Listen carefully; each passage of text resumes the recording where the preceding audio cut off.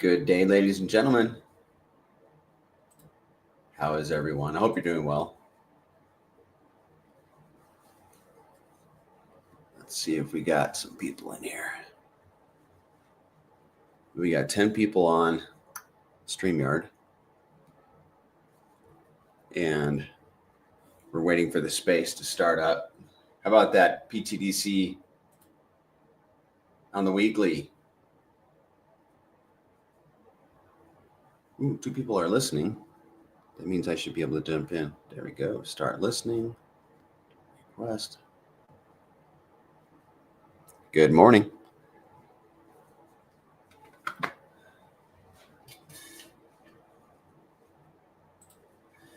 guys want to watch that?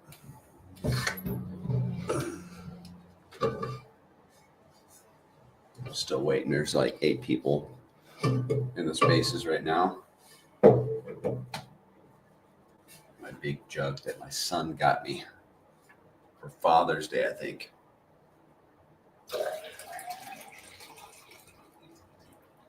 Make sure my volume's up.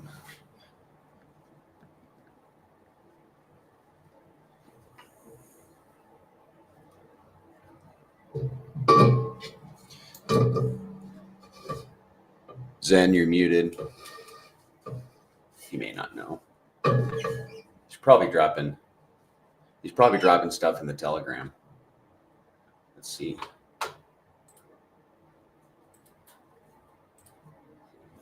Yeah.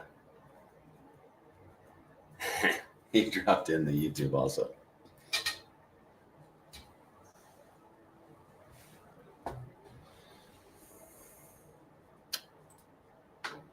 What's going on in the comments? Comments is going on in the comments. Silly question. Hello, Ray Doku. Hey, do I follow you on Twitter, Ray Doku? If you want to check, let me know. I don't recognize you. So let me know. I want to follow everybody that has a gold circle. But honestly, everyone, if I don't follow you on Twitter, let's follow each other, okay? So let me know. Good morning. What's up, Banana? How are you? I'm doing really good. How are you doing? Good. Right on. Drinking my coffee. Just getting ready for the day. Yeah. You're an hour behind me, so it's earlier in the day for you. But you're a lot warmer too. We're -10 right now. Oh, really? Yeah, and -10. It's been snowing for 48 hours too. Not constantly, but enough to keep a guy busy. It's our biggest snow that we've had so far this winter. It's been, there's a lot of snow on the ground when your truck's in 4-wheel drive for 2 days in a row.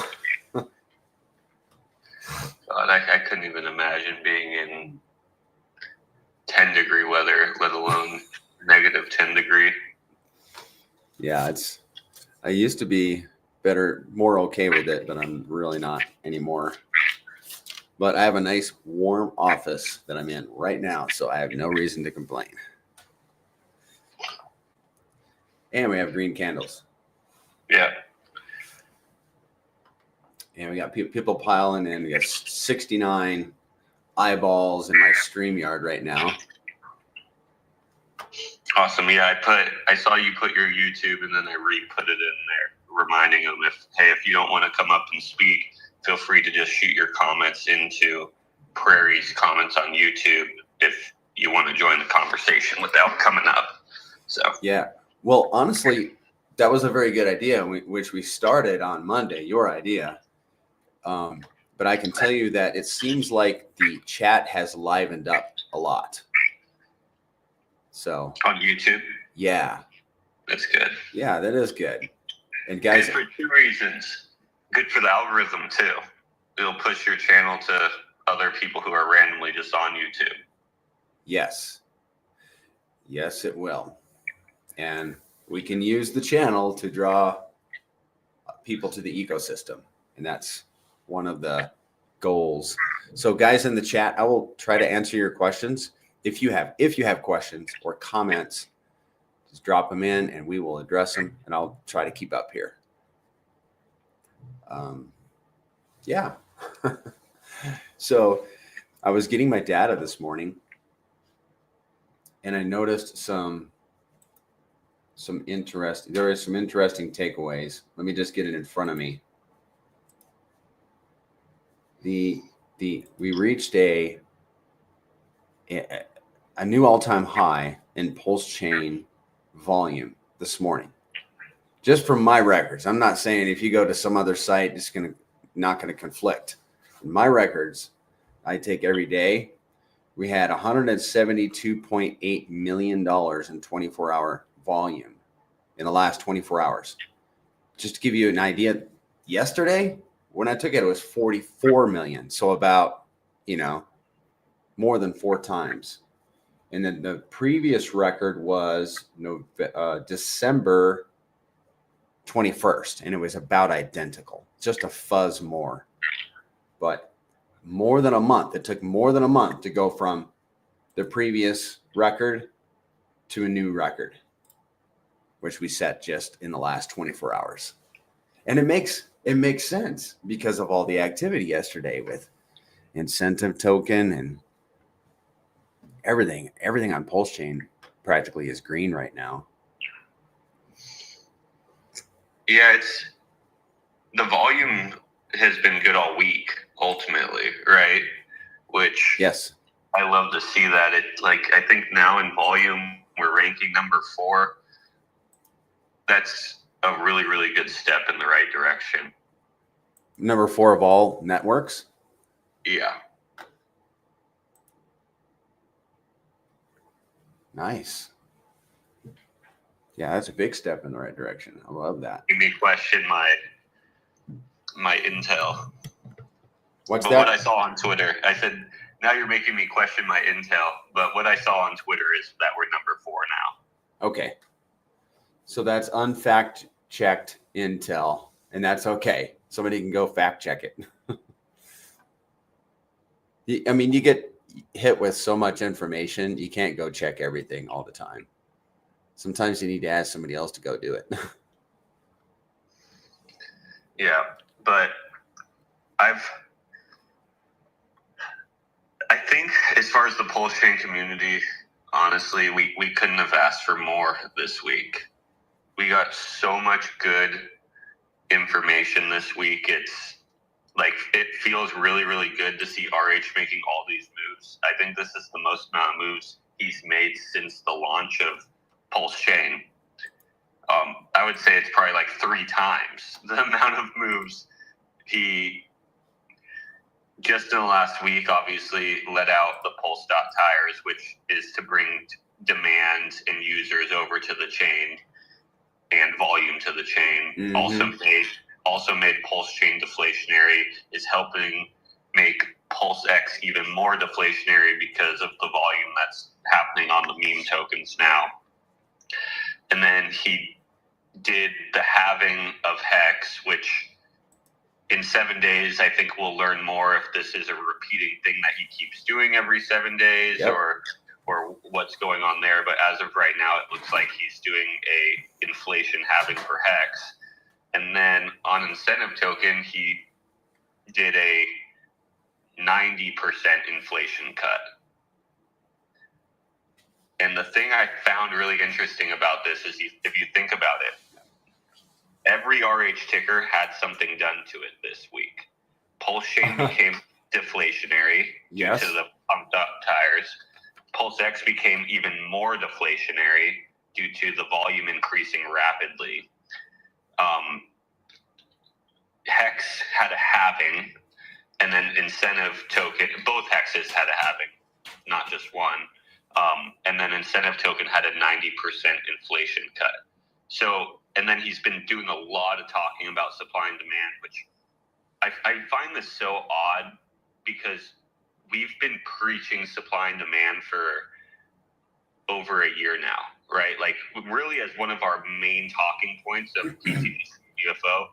and now it seems like RH is running with the supply and demand talking points. But what I'm getting at is you can see him adjusting the supply on all of his tokens. Yeah.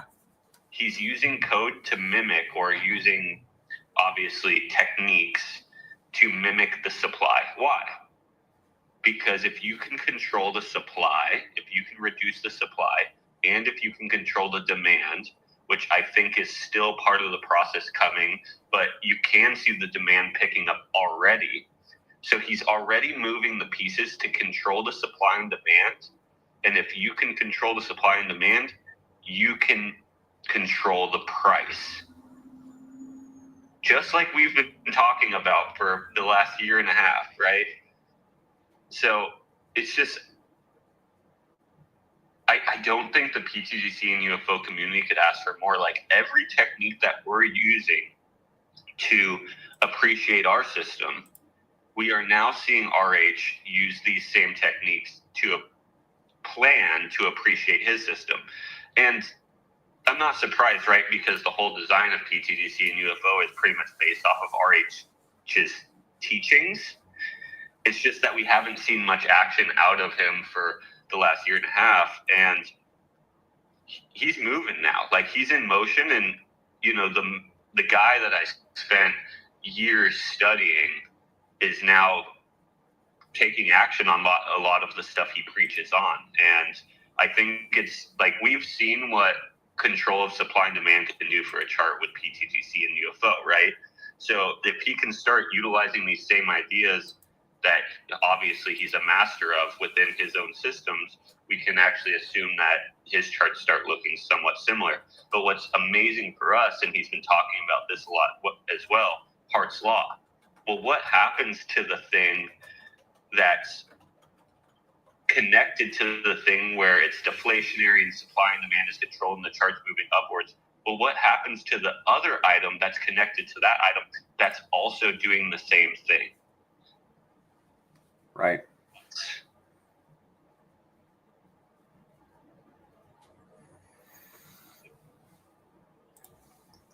Yep. Reflexively working with the idea that he's going to be implementing here shortly and already started implementing. I don't think we could ask for a more perfect storm. Mm-hmm. He wants to have his own fireworks show, and I'm excited for that, because he wants to stand. He wants to make his chain stand out from all the other chains, and he has things at his disposal that he can do, which he has already done this week. Some of them, but he has other aces up his sleeve, and that's so. The on the thumbnail for the YouTube for this stream is, you know, what other strings can RH pull to pump the chain or to draw attention to it? I mean, can you think of anything that he might do future? I personally think he has almost unlimited levers that he could pull to make movements on this chain. I think with Hex, there was a limited amount of the E-Hex, the first Hex. Last cycle, there was a limited amount of levers he could pull, because you kind of have to think about the idea of some of Hex's gains came from the fact of Ethereum going up. So I don't know the exact amount of X's Ethereum did, but let's say it was like a 20X, and then Hex did a 10,000X. So if you divide that, that means actually Hex only did a 500X, because it was working off of an X multiplier as well. So that was a lever that he was working with, but he didn't have control of that lever. Like, Ethereum was already, up at that point, probably thousands of X's. I don't know the exact number, honestly, but Ethereum was already out for multiple cycles and stuff like that. I think at least one, maybe on its second. So there wasn't and I know RH obviously had a bunch of Ethereum, but there was limited amount of levers he could actually pull. What he's showing us right now is he has so many levers he can pull on PulseChain. He has Hex, where he's cutting inflation, making the supply more scarce. He has Ink, cutting the inflation, making the supply extremely scarce. 90% inflation cut. Like, it's going to take 10 years now for the amount of Ink that came out in the last year to come out again. That's a huge. Wow. Like 10, pretty much. Like, dude, where is crypto going to be in 10 years? We have no idea is pretty much the question. So what came out in Ink now is pretty much what's out. Like, there ain't much more coming out. So that's another huge supply cut. Now PulseX is buying and burning probably at, I would say, 10 times the rate it's been burning as well. So supply cut. PulseChain now just turned deflationary due to supply cut. So these are just a couple levers that he's able to pull. You see how he's tweeting at Vitalik right now? He's trying to get Vitalik to pull a few levers because he obviously wants ETH to be successful, because if ETH's successful, we become more successful. But again, he doesn't have control over those levels. Yes. But look at how successful Hex was on Ethereum with almost zero control of the network. Now he's got all the control. Now he's got a huge sacrifice wallet. Who knows if he uses it or not? But there's other things that he probably can use that no one, I don't even think, is thinking about. Like, for an example, on every transaction on PulseX, there is a fee that goes to a no expectations wallet. Is that its money, or is that money that he can use to pump the chain? I don't know, but it's no expectations, just like the SAC wallet. Well, on every out that goes out of the bridge, there is a fee. And if you calculate, I don't know if anyone could add up the amount of value that's transferred out of the bridge in the last, and I know this obviously pays for probably some of the validating and stuff like that, but I do think a portion probably ends up in RH's hands or his team's hands. Well, some of that value could be used to pump the chain. Well, also the fact that he was really, really wealthy beforehand, he could use to pump the chain, and he also has the SAC wallet. So my point of it is we've seen like 3 strings pulled in the last week. Most activity that we've ever gotten on PulseChain. I personally think this is just the tip of an iceberg for the amount of things RH can do. Wow.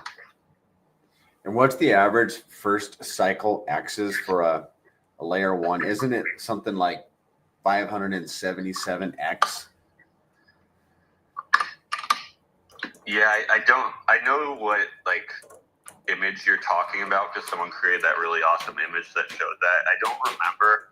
I do remember like the worst one was like a 20X or something like that. If someone has that image handy, it would be cool to shoot Banana so he could pull up on his screen actually. But it's kind of funny because everyone on PulseChain now has like now just come to the conclusion that we're just getting like a 20X or something like that.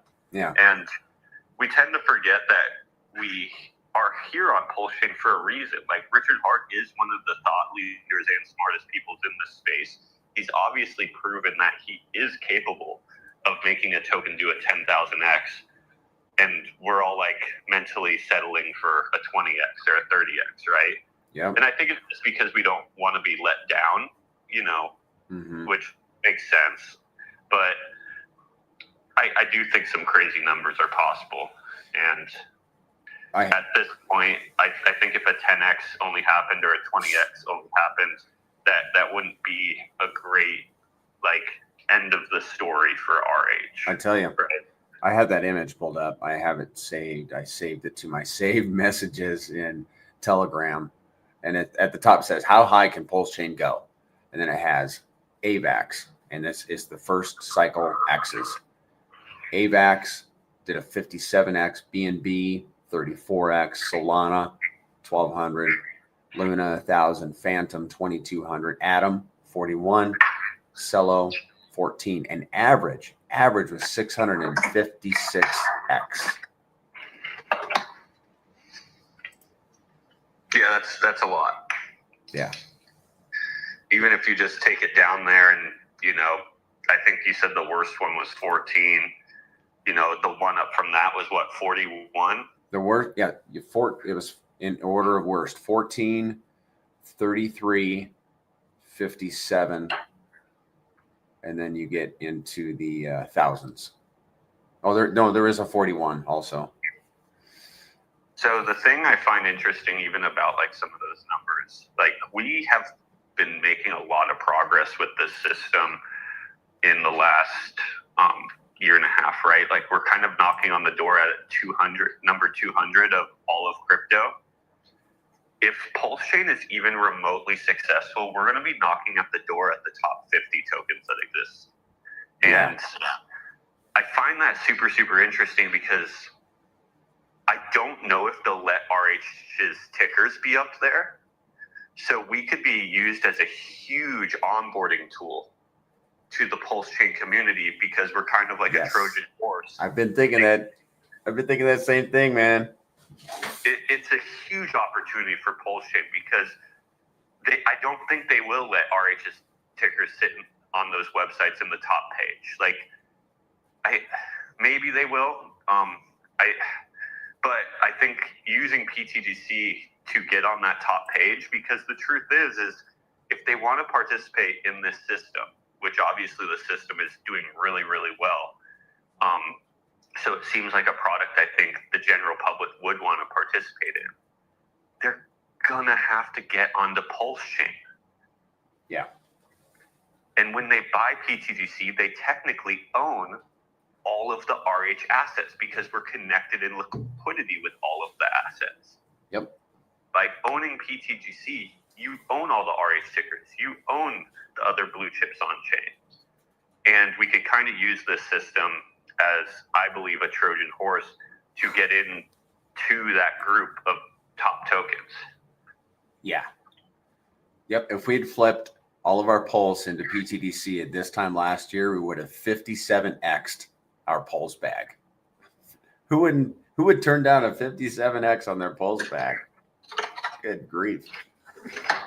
That blows my mind. Or a 26x since August.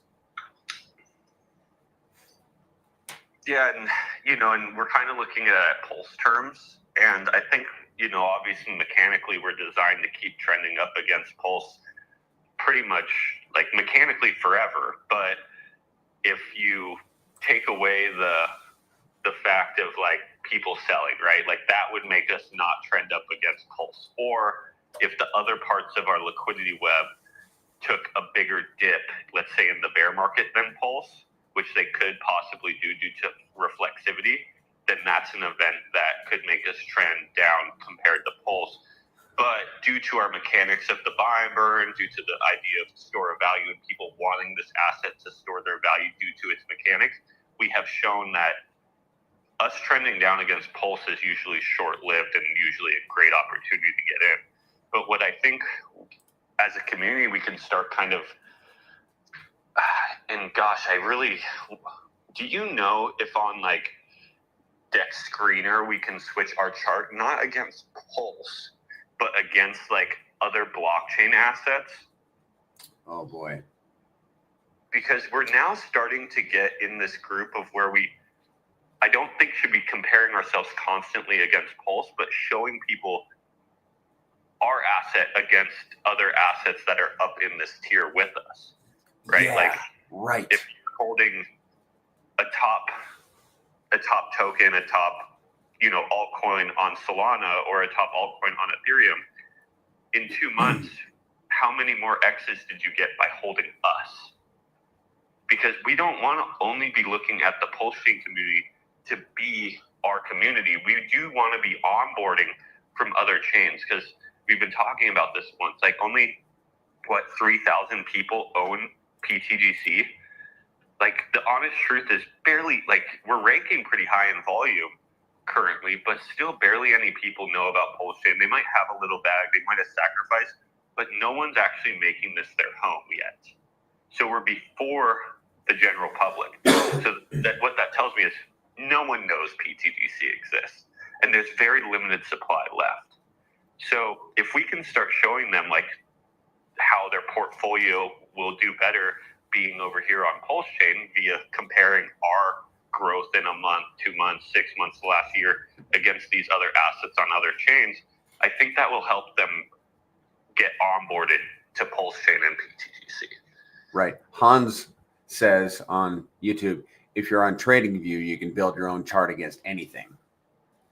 I don't know how to do it on Deck Screener. If there's a way somebody can tell me, then I will look into it. Because that would be, I mean, you could start with Bitcoin, and you know what the answer would be. Like a PTGC versus Bitcoin, or PTGC versus Ethereum, and versus like the top tokens on Ethereum. That's what you would like to do.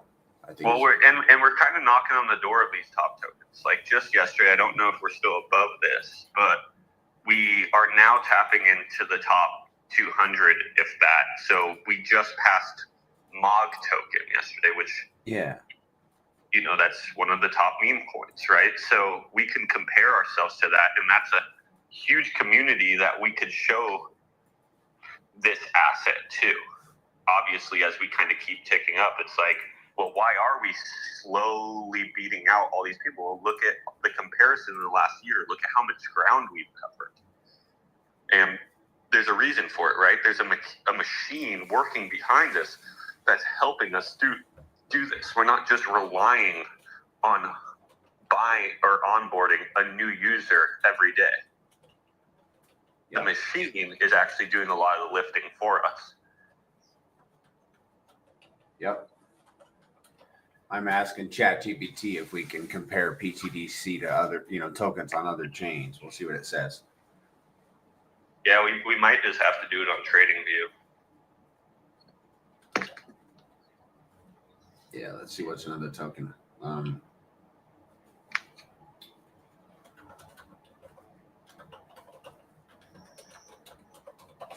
right, let's see what it says. It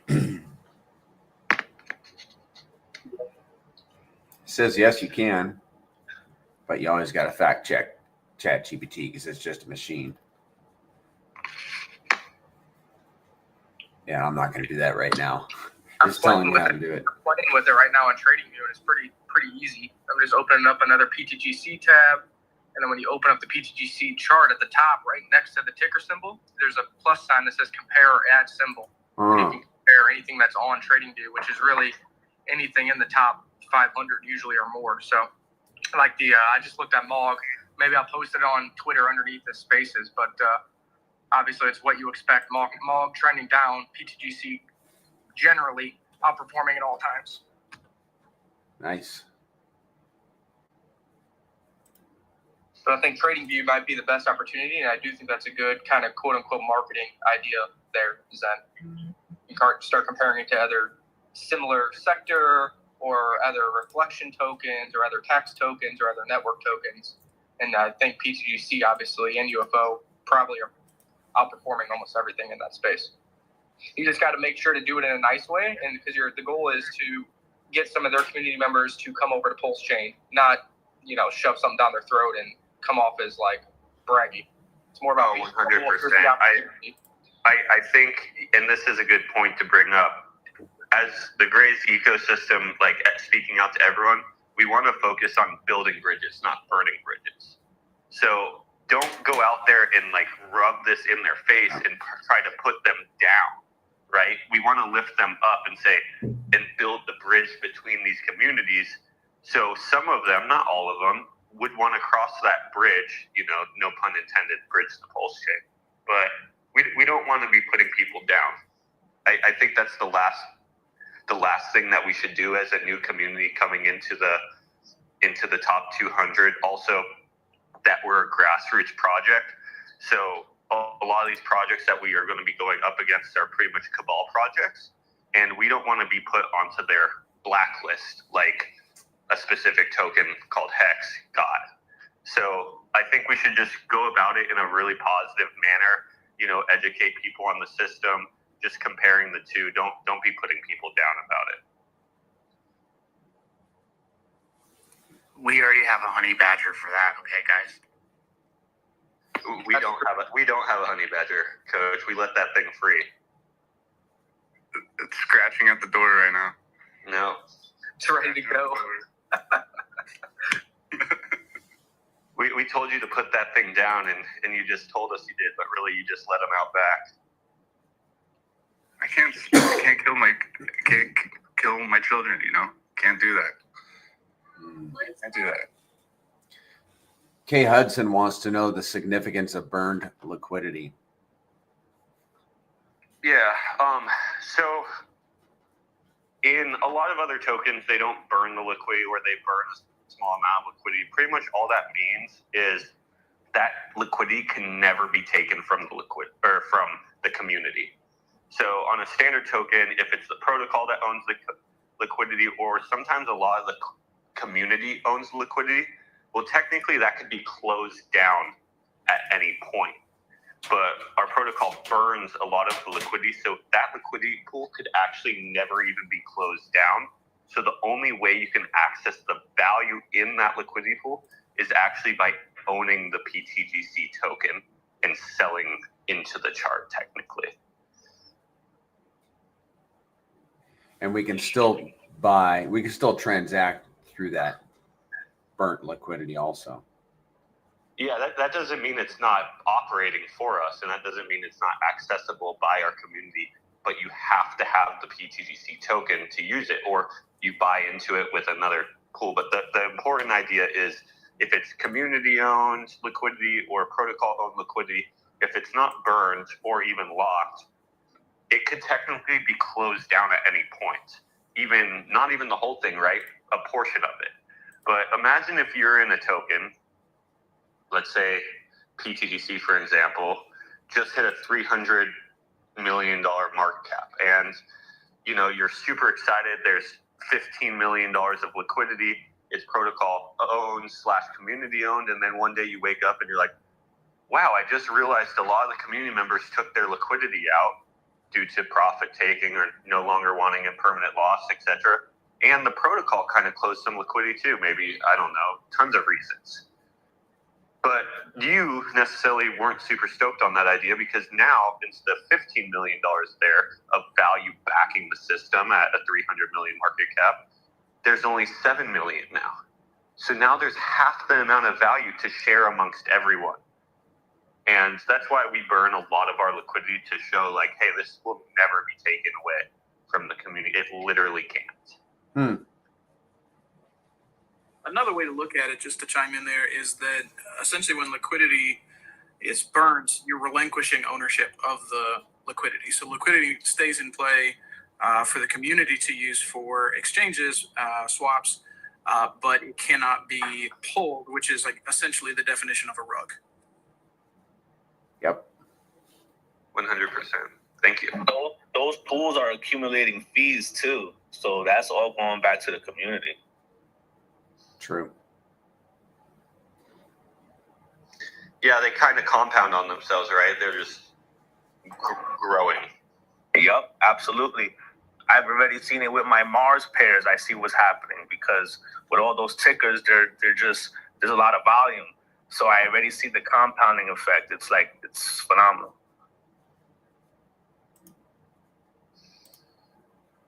Stepping back a second to what was said previously about not rubbing it in people's faces and building bridges, I might suggest like a verbiage like, hey, if you had taken 25% of your mod bag or 25% of your sheep bag and swapped into PTGC, this is what you might be looking at. You might even go further and say, you could have taken a portion of those gains and rotated back into your coin, right? But hey, we're just over here sharing information.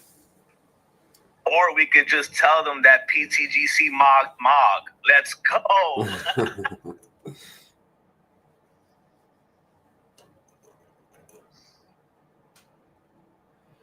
Zen, have you seen in the chat the subject of people not being able to unstake their PTGC, and they're like getting an error message? I've seen It's this. always because they're staked. They're either staked or they don't have the tokens approved. Okay. I mean, that's the first place we go, is like make sure that they're unstaked, but apparently people are having some difficulty beyond that also. Yeah, it's always just one of those things. The last item, they just kind of need to clear their cache and start from square one, and it always goes through. It's sometimes hard because they come in and we're like, hey, make sure you're not staked, and then they're like, I'm not staked, and then literally this is 99% of the time I'm like, can you please just send me a picture of your screen? You can take out all the, your address and all that, and 99% of the time they're just sitting there staked still. Yeah. Because people forget that our system operates off of self-custody. So even though you're staked, the tokens are still in your wallet, right? So people have to get used to that idea that you can see the tokens in your wallet, but they're staked. So it won't let you sell them until you unstake them. Okay. Yeah, it's always that problem. And we're going to always get that problem because especially as new users come in, especially from other chains, we have to remind ourselves a lot of people in this space are not really educated in this space. They're kind of just like here, and they have to go through the educational process of just all crypto. Luckily, a lot of the Hex and PulseChain community are very, very educated people due to us all being educated by RH. But we have to remember, as we onboard from other places, it's going to be a lot different, and we have to kind of guide them in the right direction. It's just hard when they kind of get like aggro back at us when we're just trying to help them, like telling us we're not staked, and it's just like, dude, we've been here for a year and a half. We get this question every day. Yeah. Yeah. Which is another time to remember patience, I think, when we're trying to work with new people. Like, we all know this. We've been here. We've been working on it for years. But if you're trying to bring somebody over from Solana, or you're trying to bring somebody over from a more push and play kind of chain, this is a barrier. And we got to approach it from a place of fun, like a place of entertainment, a place of education, rather than, man, why are you such a noob? You don't know this, Definitely. I don't think we should ever be putting anyone down that they're having issues, because obviously the reason they're kind of like acting a little aggro towards us is just because they're like frustrated, right? And they're having a hard time and it's difficult. So we should be like inviting and educational there, not backhanded like jabs, right? Like you'll see sometimes someone say like a backhanded jab at them and it's just unneeded. Well, and they're scared about their money, right? People get crazy about money, right? They're worried about their bags. They want to make sure they didn't do something foolish. They've got the right CAs. That people get scared. Mm-hmm. Apparently, Rabby Wallet started showing the rewards for PTGC. I don't see rewards for UFO, but they started showing the rewards for PTGC. If you go to your your list of assets and scroll down, you will see a section with PTGC and it'll show a dollar amount. Then if you click on it, it will show the amount of tokens that you've earned in rewards. Is that for both PTGC staking, locking, and UFO farming? It's not showing. Oh, you mean combined? I don't know. I'm asking, is it 2 different sections, 3 different sections? Is it all piled into one section? It's all in one section. That seems really weird. Are you sure? I think because they're in different smart contracts, so I wouldn't think they would be all shoved into one section. Right. Well, what I'm saying is I only see PTGC. I don't see UFO. Well, they still put UFO under, like, if you look at like a wallet you're farming in on DBank. I don't use Rabby, but I look at wallets in DBank. You'll see the UFO farming rewards labeled under PulseTGC. It'll just show the rewards in PLS, obviously, because you earn in PLS in that system. Are they showing you what you're looking at right now? Is that in PLS or is that in PTGC? I believe. Let me look. Let me get back on it. Well, it says, let's see, rewards. It has PTGC in one column, and then the amount in tokens, and then in the last column, dollar value. Okay, so it's showing PTGC. It's super weird. Gentlemen, coming back to the let's say the how to learn the people about the PTGC. I think that the best movie or the best chapter was your first interview with the crypto kindness. I can tell you that this interview opened the eyes for a lot of people in the Europe. In Europe, you said? Yes, because you cannot imagine how many people in the Europe is interesting the PTGC. Mm. I'm from Poland, and we have a really good community of the PTGC. What? Yeah, the Poland community in general, like you guys are growing rapidly. You're doing your own spaces and everything. Yep. What exactly about that stream do you think was so good? Well, was it just- to be honest, what we're talking in the Poland about this movie, because I put this post to all the space. We talk on the, let's say, on the Telegram. One sentence: you deliver what you promise. And from that movie date, we are talking about 1,000x. To be honest.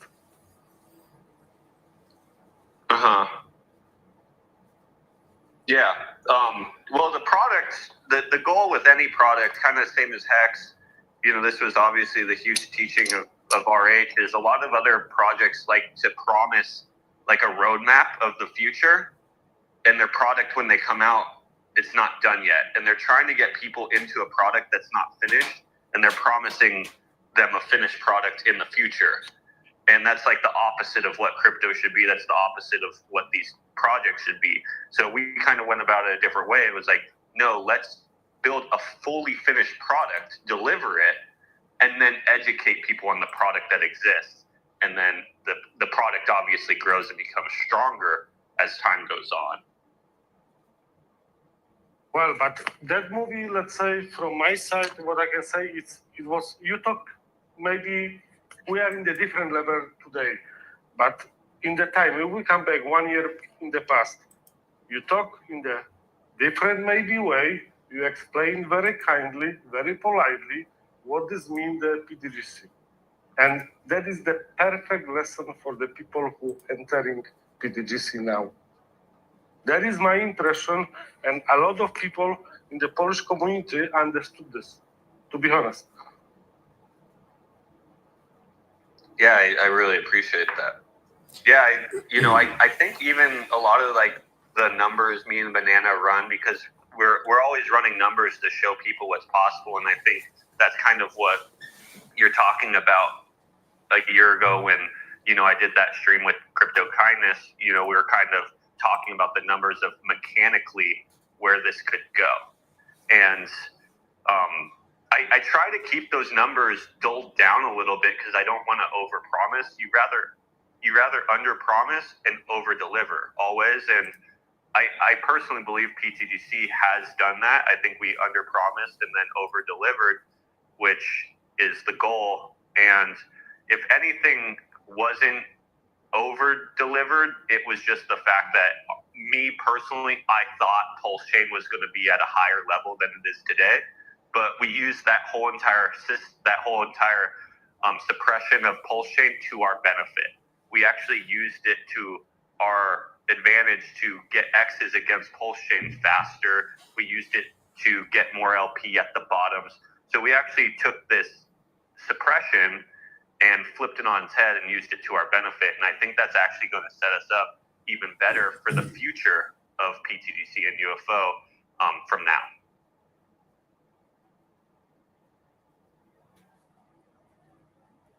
Hans says that we have done 435% against ADA in the last month. While you guys were talking, I made a discovery about Rabby Wallet and DBank. I'm pretty sure this applies to DBank also. I'll have to fact check that. But what I discovered, Zen, is that if you scroll down on your Rabby wallet, you can see what you earned, but they're only counting the locking rewards, and it matches up like to the T. Like I'm looking in this one wallet. Okay, let me look. I'm looking in DBank. Scroll down, and it says the amount is 56,087. I go to the DApp, and the claimable TDC earned from staking is 56,087. So it's only counting the staking, not locking, and not reflections, just the staking. Yeah. Sorry. Oh, may I just jump in? Banana, echoing Banana. Yeah. Hi. Yes. With the Rabby wallet, if you go down, the reward is including both the claimable staking and claimable from locking. So there won't be for UFO in that case because there's no staking and locking for UFO. Just if someone are curious. Mm-hmm. Yeah. Yeah, there is no staking or locking for UFO. That's a good point. Yeah, for the rabbit, you will see the whole when you scroll down, which I love. I personally love rabbit, and yeah, with the reward is the lump sum of both the claimable from staking and from locking. So that's from my looking at my own portfolio there. Okay. Ariel, quick question. In that wallet, do you have any UFO farming? Because I'm looking at a wallet, pretty much I'm looking at the 30 to 1 million journey wallet, Banana. I don't know if you want to pull that up. Yeah, I could do that. And I'm looking at it on DBank right now, and I am able to see the PLS rewards that are claimable at the bottom there. But I don't have any PTGC in this wallet, so I can't see if it would just stack them on top of each other. Maybe you can look at your example wallet in DBank, Banana, or your what do you call that? Your experimental wallet. Yes. Okay, let's do that. I will go to that one. And what do you want to look at in here? I just am trying to figure out if they'll show both the PTGC staking rewards. Like Ariel was just saying, she sees her staking rewards and her locking rewards all combined into one section pending.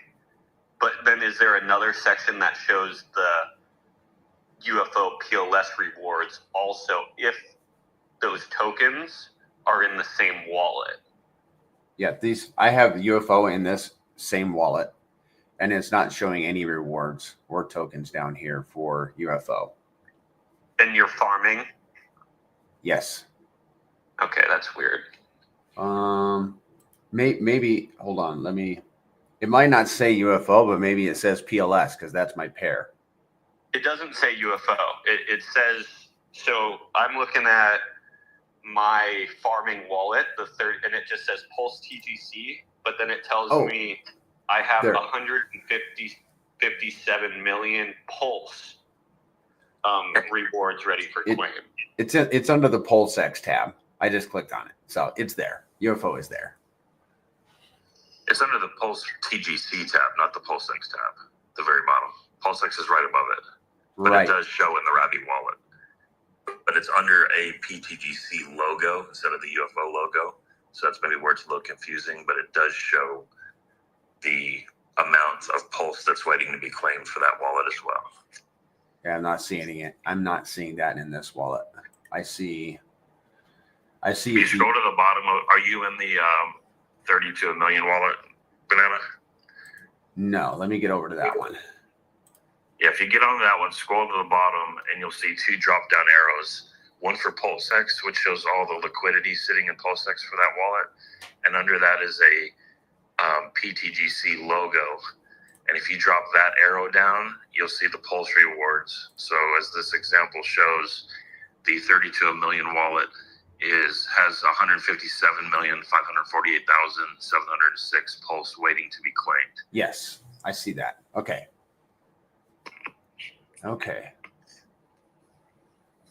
I guess my question is Banana, in your wallet that has both PTGC staking and farming of UFO, is it not showing you two different sections with two different rewards? Let me get there real quick. Okay, I scrolled to the bottom. I see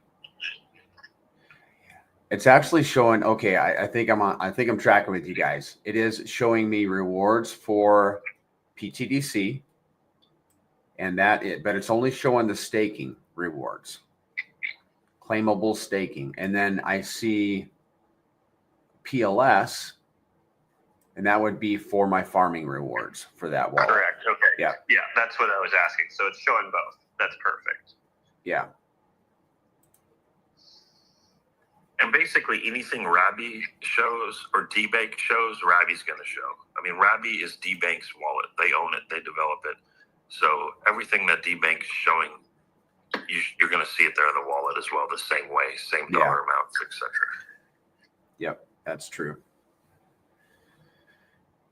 Yeah, we're really thankful for D-Bank and Rabbi. Boy, it's next level.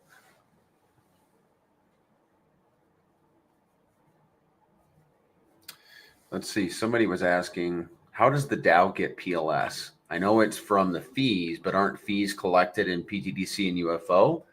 Is there a conversion in the background? That's from PTGC Maxi. You want to explain that, Zen? Yeah, so there pretty much is a conversion. It kind of depends on when the user is coming in or if they're coming in or going out. But for an example, think about how that works is when a user's coming in, they are coming in with another token for PTGC, right? And let's say they're coming in with PLS and going to PTGC. Well, when they're coming in, let's say they're buying $100 worth of PTGC. Well, at the point of that transaction, it takes the 5% fee.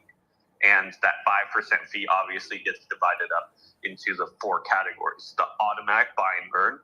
So that's automatically using a portion of that fund to buy the PTGC and then burn it. An automatic LP add, which is buying half PTGC, half PLS, and then sending that to the smart contract that locks that liquidity in. And then a portion, the 2% of that, goes just to the PLS going to the DAO smart contract.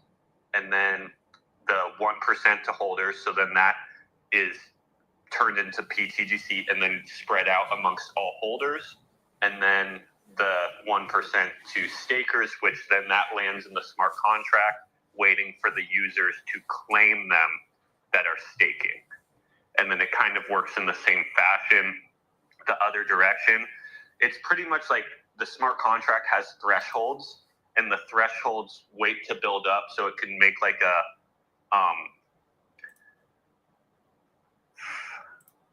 fee.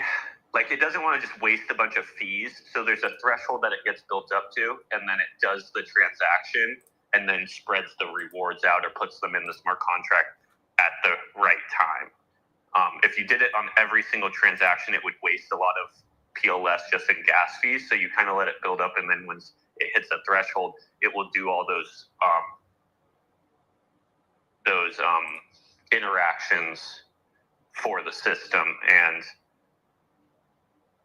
yeah, and then that's how they build up. That's how the APY is paid out. That's kind of what happens in the background via the smart contracts.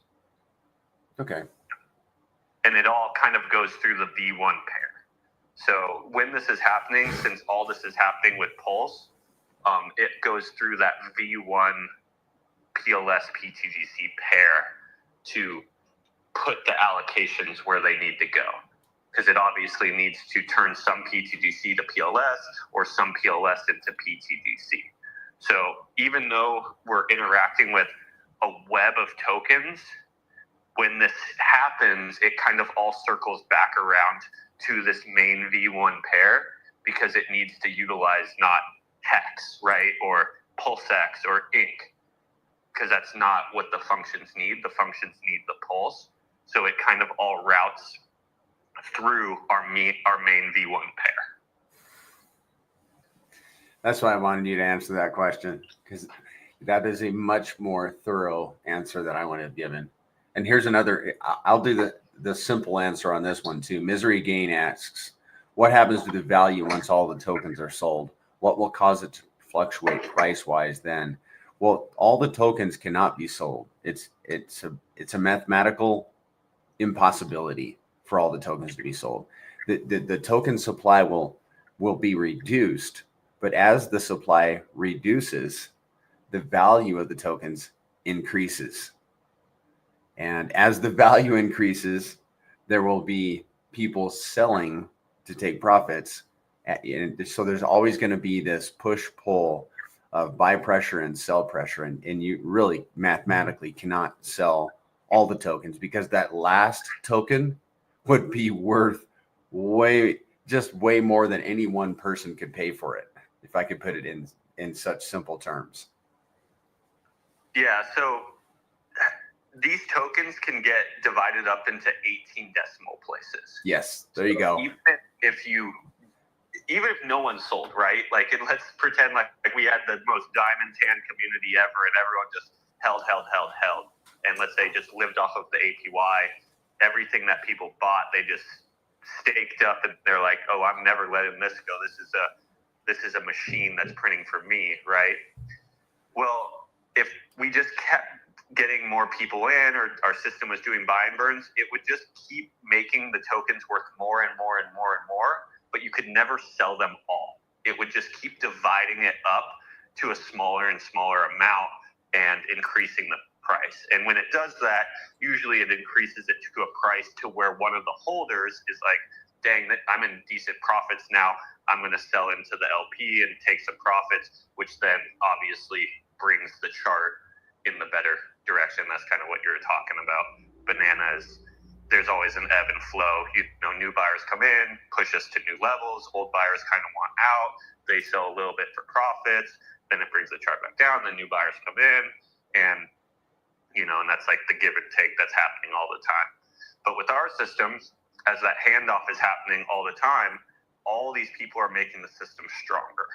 With a normal system, when people leave, they never leave anything behind for the system to have more sustainability.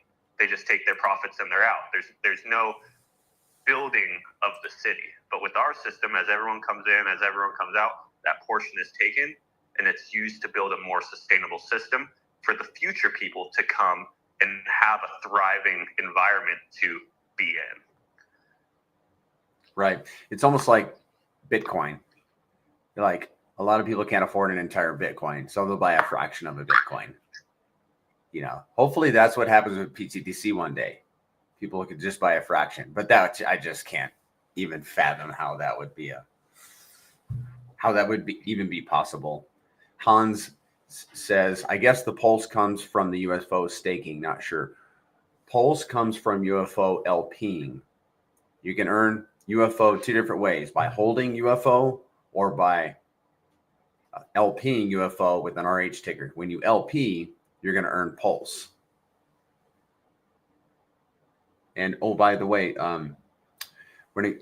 Viscero says, pretty sure it was Viscero, he said that if you start a new lock, a PTGC lock, then Rabby will, it will reflect that in your Rabby wallet.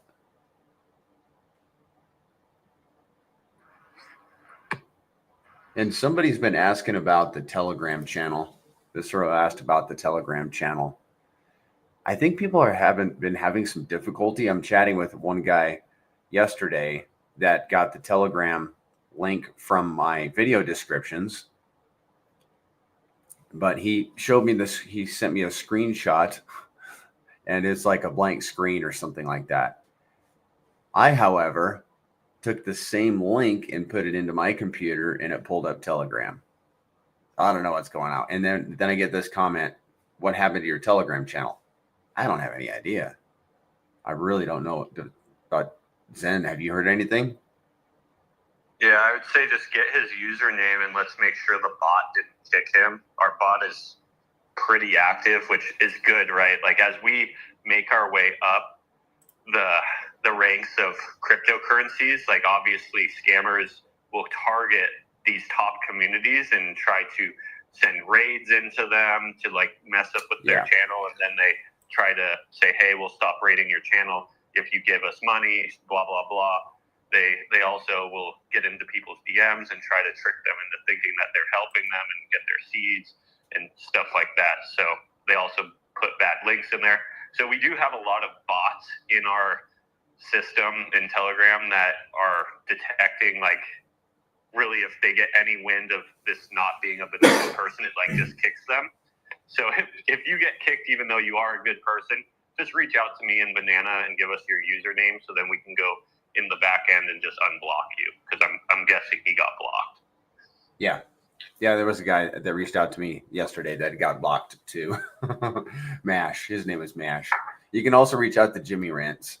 He's another guy that's pretty active in the Telegram. PTGC only a 1 million market cap away from flipping all. That's moved from 218 when you started the stream up to 214 on CoinGecko right now. Nice. I don't even know what MOG is. That must be a meme. Yeah, it's been one of the best performing memes this cycle and kind of has that Chadness to it. It's 320 million market cap, and right now Gray's currency is at 318 and change. Okay. I like that. Shoot, man. But going back to what you guys were talking about with the DAO, I think what needs to be touched more in this calls too is, like, everybody's asking, how does DAO work? How does the accruing of PLS work? Are you selling PTGC, whatever? I think another thing to mention is, there's what I can see on the front facing, over 3 billion PLS built up for the DAO just, since the last time you guys deployed those assets. And at current market price, that's over $170,000. And it's also good to keep in mind that 99% of the time, the DAO votes to either buy back and burn PTGC or buy half PTGC and half of another blue chip on PulseChain and add to the liquidity pairs. So, that's somewhere between 85,000 to 170,000 of buy pressure on PTGC that the DAO has power over, and that's just what is built up over the past week or so. Pretty cool. Yeah, Nick, it's actually 5 billion, because there's roughly 2 billion in the pending proposals that is coming out in the next 7 days, and then pretty much 3 billion sitting in the DAO smart contract itself, waiting on them. Yeah, that's wild. Like I said, that 3 billion is just what I see on the forefront. So yeah, 2 billion already, pending there. And remember, with every trade that's happening on PulseChain, most of the time, a little bit is going to the PTGC DAO, as far as if it's happening with any of the major blue chips or with most or any of those, because I just continue to watch these volumes on DEX tools and with the PTGC pairs, and it's quite unbelievable. From small assets like your amplifiers to the largest assets on PulseChain, PTGC seems to have a good sized liquidity pool there that is attracting both bots and human interaction, which is fueling these token economics. Yeah. There's kind of one subject I wanted to touch base on that idea, and it was kind of based off of some of the more recent movements by RH. I don't know if it's a good time to shift over to that idea. Nick kind of brought it up, so it might be a good time to talk about it. Yeah. So one thing that RH did yesterday was he cut the inflation of ink, which obviously made the APY in the farms a lot less. So what I think one of the reasons of that is he's trying to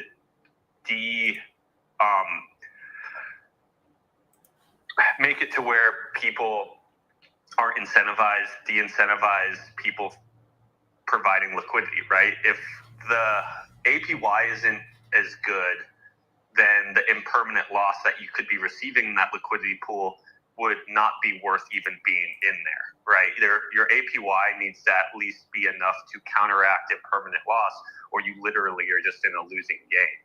So I think he's trying to somewhat de-incentivize people providing liquidity, because then if they pull liquidity, it becomes easier to pump his chain, right? The less liquidity you have, the easier it is to pump. Well, if in some of the larger RH tickers, if liquidity starts getting pulled, that means that there would be less liquidity with them. Well, our ecosystem liquidity isn't getting pulled. So naturally, what will happen is there will be less value in the main pools. And as time goes on, if we keep ticking upwards, there'll be more value in our pools, which will force market makers to use our pools more because we'll have a bigger share of the pool, if that makes sense. And the more market makers have to use our pool to get users the best deal, the more value our system will generate over time. For an example, if there is 2 hex pools, right? The PTGC hex pool and the Pulse hex pool. Right now it's worth 20 million and ours is worth, let's say, 2 million. It's a 10-to-1 ratio. Well, let's say you cut that in half. Let's say it went from 20 million to 10 million because of this de-incentivization. Well, now it's not the 2 to 20, the 1 to 10 ratio. It would be 2 to 10, which is a 1 to 5 ratio. So now the market makers will need to use our pool that much more because we own that much more of the share of the liquidity on chain, which then it would incentivize, or which would then increase our buy and burn, our DAO funds, our APY. And I think even to date, now that RH has cut his farms down, I think the APY for staking PTGC is now one of the better APYs on chain, and it's a fully deflationary asset. And then also the UFO farming, I think, is now a higher APY than his farming as well. And again, that's in a fully deflationary asset tied with the RH tickers. So for an example, if you did PulseX UFO LP, you would be farming PLS rewards with 2 hyper deflationary assets. And I don't really even know of any farming setups like that exist outside of the PulseChain ecosystem. For funsies, last night I dreamt RH came to me in a dream and told me that pulling liquidity on core assets was the solution. Quote unquote, he said, "It's so simple."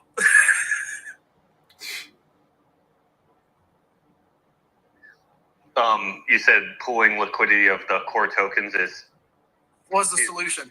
That's the solution. Yeah. Like to pump his chain, right? To pump the whole chain, yeah. Yeah, I think that's part of the plan, right? Less liquidity, the less value has to be put in to pump the chain.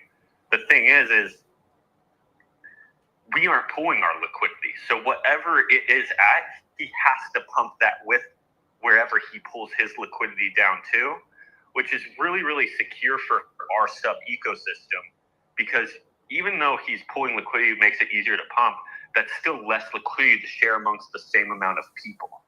To where we're not adjusting our liquidity. Our liquidity is actually growing with every transaction, and when he increases his ecosystem, it has to just increase our liquidity as it is, which is good for our holders, right? We don't want to reduce the value backing the system. We want to actually increase the value backing the system and get the X's. But the other important factor of it is now we have a bigger share of the liquidity on chain, which means market makers have to use our system even more than they're already using it today. Right. In essence, it kind of shifts at least a portion of those liquidity providers, or traffic at the very least, into some of the smaller, away from the core coins and into smaller projects like ours. Well, but just tell me one question. So for me, it's really important that all liquidity pools has been started when we have been really on the floor level. So it's explaining that we are in the right place in the right time at this moment. Am I correct? Yeah, so I don't know if I understood the question correctly, but all of the liquidity that we have currently is with pretty much every ticker on chain, or blue chips on chain. And currently, RH's tickers are very, very suppressed. I think everyone believes that we are starting our up movement of the bull run on PulseChain, which ultimately means everything that we're connected to is going to tug us up via Hart's Law, which increases the PTGC price. And it's going to amplify our mechanics to make it to where we can actually do X's over that as well, the X multiplier, which is what I call our machine actually turning on, because our chart looks great and all, but the honest truth is our machine hasn't even really turned on yet due to the PulseChain suppression. But if PulseChain starts to wake up, this machine ultimately turns into a monster, and our liquidity will multiply, our price will multiply, our volume will multiply, and I do believe our user base will multiply as well due to people coming to PulseChain to speculate and play. Well, I was very skeptic about the, let's say, the liquidity pool which you place on these meme coins, yeah. But I think that it was a very good step forward that you have not sent it to the dead address. That it means for me that you can withdraw this every moment if something will go wrong with all these meme coins. Yeah, exactly. That's why we didn't burn it. You know, one of the things is we wanted to take action because this was the first time RH has ever legitimately shilled a micro cap meme coin, and his face was literally on it. He was tweeting about it. He obviously was talking about the launch pad that it launched on. So it was an opportunity that has never came up before, and we wanted to be able to pivot and take action on that opportunity because now we get to use that liquidity as a value generating source. So people don't even really realize this, but we spent $45,000 on that most. And we've actually already generated like $60,000 of revenue just from that pair. And the pair's only been open for 5 days. So we've completely paid our ecosystem back for that investment. And now we have that liquidity pair to generate value for the rest of its life. So just like if you bought like a machine for your business and within 1 week you did enough business to pay for that machine, well, now you own that machine and you have unlimited amounts of more work to do with it. So same exact idea there is these liquidity web legs are value generating sources. As soon as we can pay ourselves back for that value that we put in it, we're always in net positive and we can just use it forever. But yeah, we didn't burn it because let's say Richard Hart started talking about some other random meme coin and then another random meme coin and then another random meme coin. Well, then it wouldn't really make sense for us to consider this most token like his meme coin because it's then obvious like, oh, he's just talking about whatever meme coin's green on his chain. This one isn't special to him. But as of right now, it's still the only meme coin that he talked about. So I consider that a good leg to our web. It could be a blue chip asset on this chain. It's had the highest amount of volume out of all altcoins besides PLS in the last 5 days. Maybe yesterday Inc was more, I don't know. But it has shown to have some serious value generating power.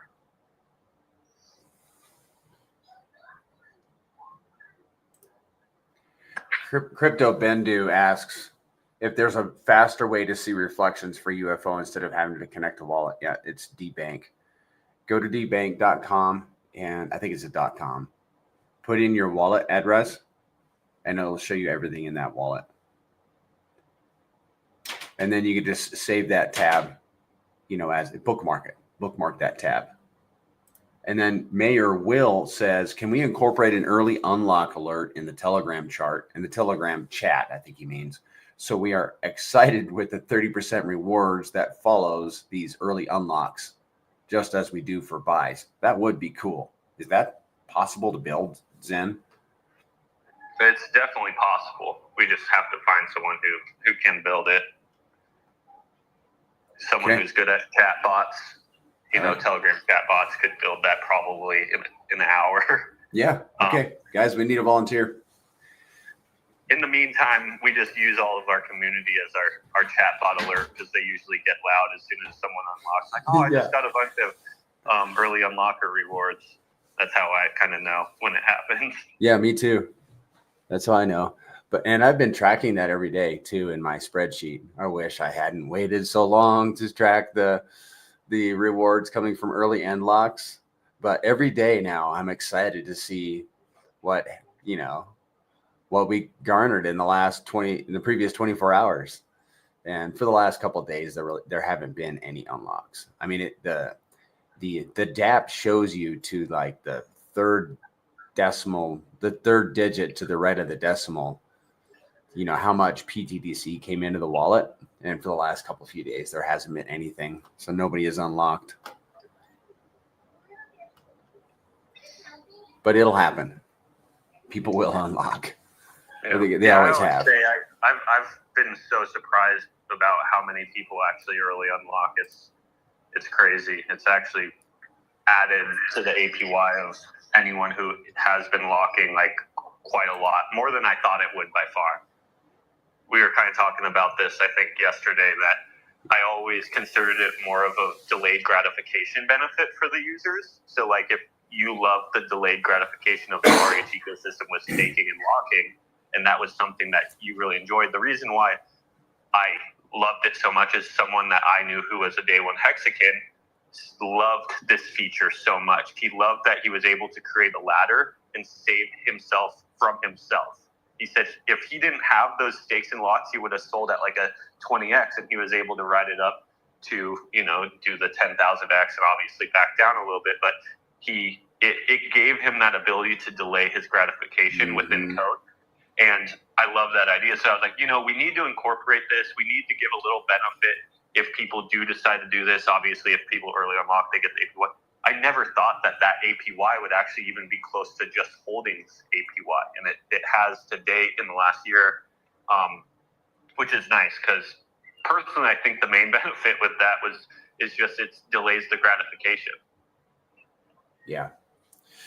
Jeroen says, I want to get rid of my MetaMask wallet and only use Rabby. That'd be a good move. Actually, I think our DApp works better with Rabby than it does with MetaMask. That's what I've been gathering from people. I've been using Rabby for a long time. He says, I have both now. What do I have to do? And I only use my phone. So you would need to import your MetaMask seed phrase into your Rabby. And that means you're going to have to key that seed phrase into a keyboard.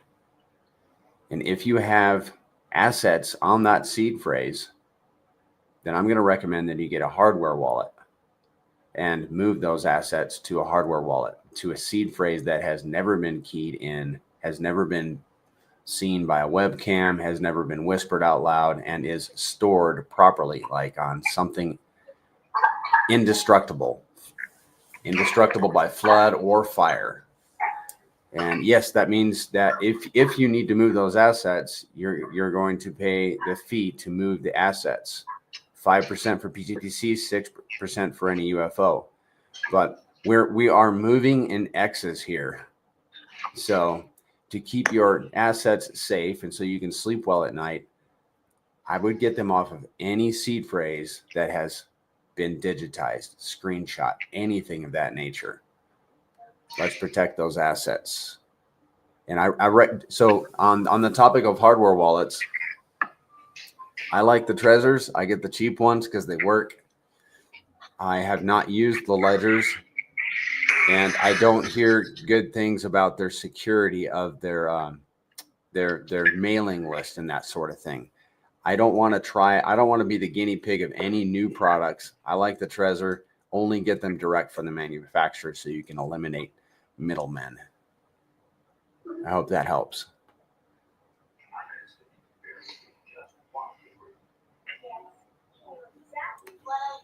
As an alternative, if you've tried the Trezor and didn't care for it, I also don't like the Ledger.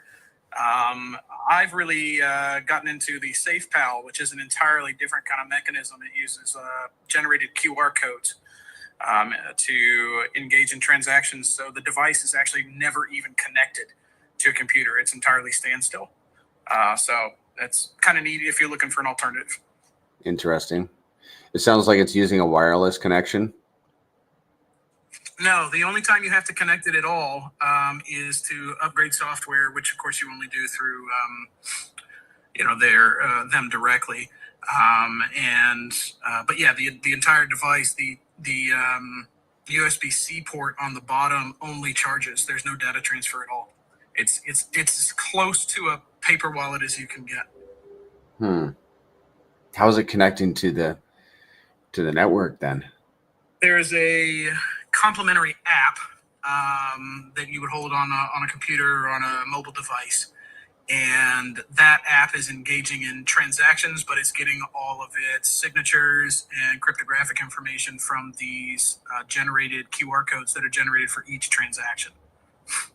Okay, so does it display? So the wallet, I'm guessing, displays a QR code, and then you maybe pick it up with a webcam or something for the computer. There's a camera integrated into the device. So the device is about the size of maybe 5 credit cards stacked, but there's a little itty bitty camera device in the device. It's small enough you can slide it in your wallet, like your actual wallet, and it generates, the app generates the transaction in a series of QR codes, communicates that to the hardware device through the QR code, and then transfers the signature back through another set of QR codes. So really interesting mechanism.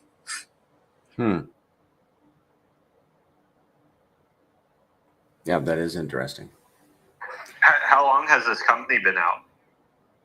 I've heard of it. I don't know. I've had mine for 3 years, so at least that long.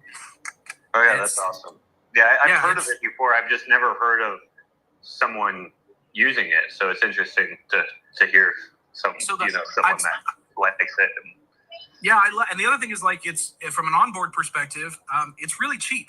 And because the majority of the issue I had with the Ledger is you have to bring on, any kind of network you want to have on there, you have to bring that code onto the device, and I was constantly running out of storage. It's like if I wanted, Bitcoin and Ethereum and PulseChain, that was it. Like I was maxed out on storage and had to choose between, like, if you had a Polygon chain or if you had a Solana or something that you're trying to interact with, I was running out of storage unless I wanted to pay like big bucks. And the SafePal device is very affordable because all that's done offline. Essentially, the device itself is just generating QR codes and managing signature. So, like, then, on your mobile device, your laptop, or whatever you're using to actually interact with the chain, obviously, you've got all the storage you want in the world. So, the one thing I will say is, you typically, when you connect a wallet to a website, you're connecting through Wallet Connect, right? Rather than there isn't a whole ton of native integration. With that said, I haven't had a whole ton of issues with it. But just know that, like, if you hit connect on a website, and it's going to pop up MetaMask and Rabby and a few others, you're not got Soulflare or whatever, you're probably not going to see SafePal. And so that's where you're going to go with the Wallet Connect option and then select SafePal. So it's that additional step. But like I said, I don't know. I think the devices are like $40 or $50 or something. So, like, kind of a neat thing to play around with as a totally disconnected device.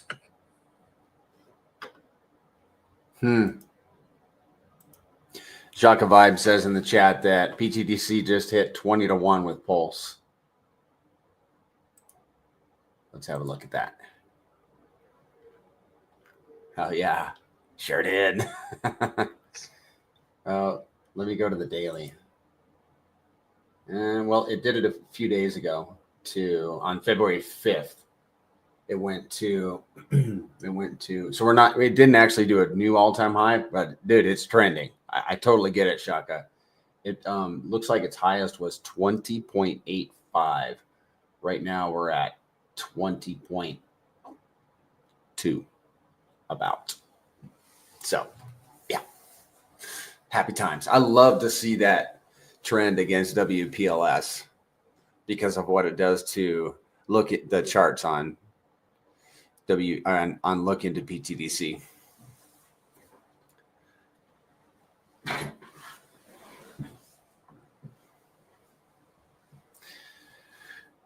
Yeah, 333 people, 336 eyeballs in here, Zen.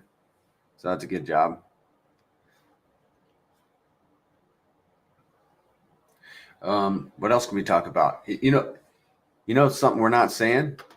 Bitcoin is still below 100,000. It has been above 100,000 a few times this cycle. It's at 96,000 right now, and Ethereum is at 2,600. So they're really not even moving, and everything's doing great on PulseChain today.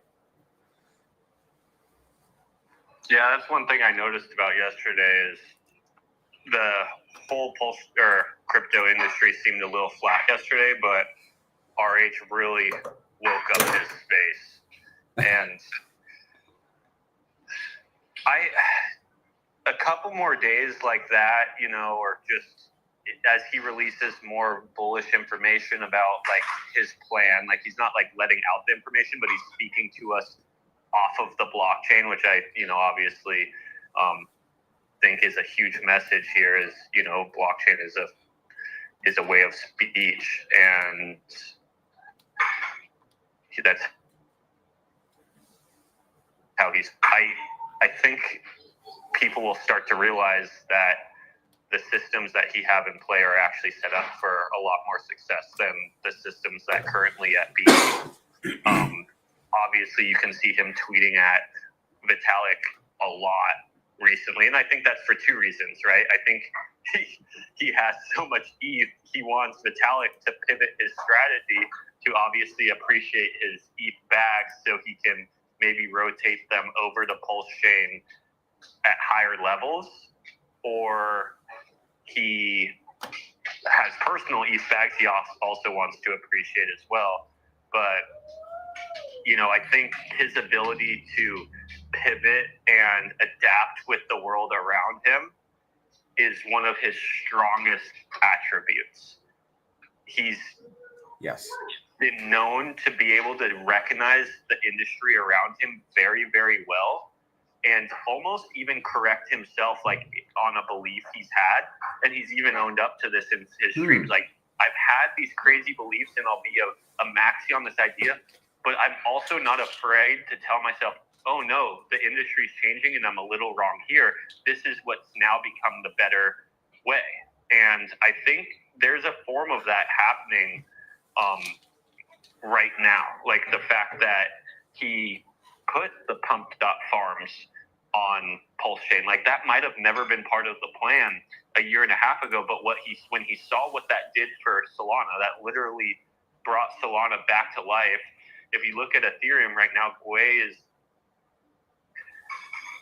I saw a day where it was below 1, you know what I mean? And you kind of ask yourself why. And it's like, well, because a lot of the volume from ETH was from alt tokens building on ETH, and then people then making, like, I wouldn't say gambles, but they are obviously moving around value, which then is increasing the gas, which is then increasing the burn rate and adding value to Ethereum, etc. Well, Solana took a lot of that when they launched this pumped up fund, made it to where pretty much a user can make or a meme token within a minute for a very, very cheap cost. And he obviously saw there was tons of value there, so he released it on his chain. And that's a really easy example of how he's willing to pivot and adjust to add value to his system, even if it's a little bit against some of his previous ideas.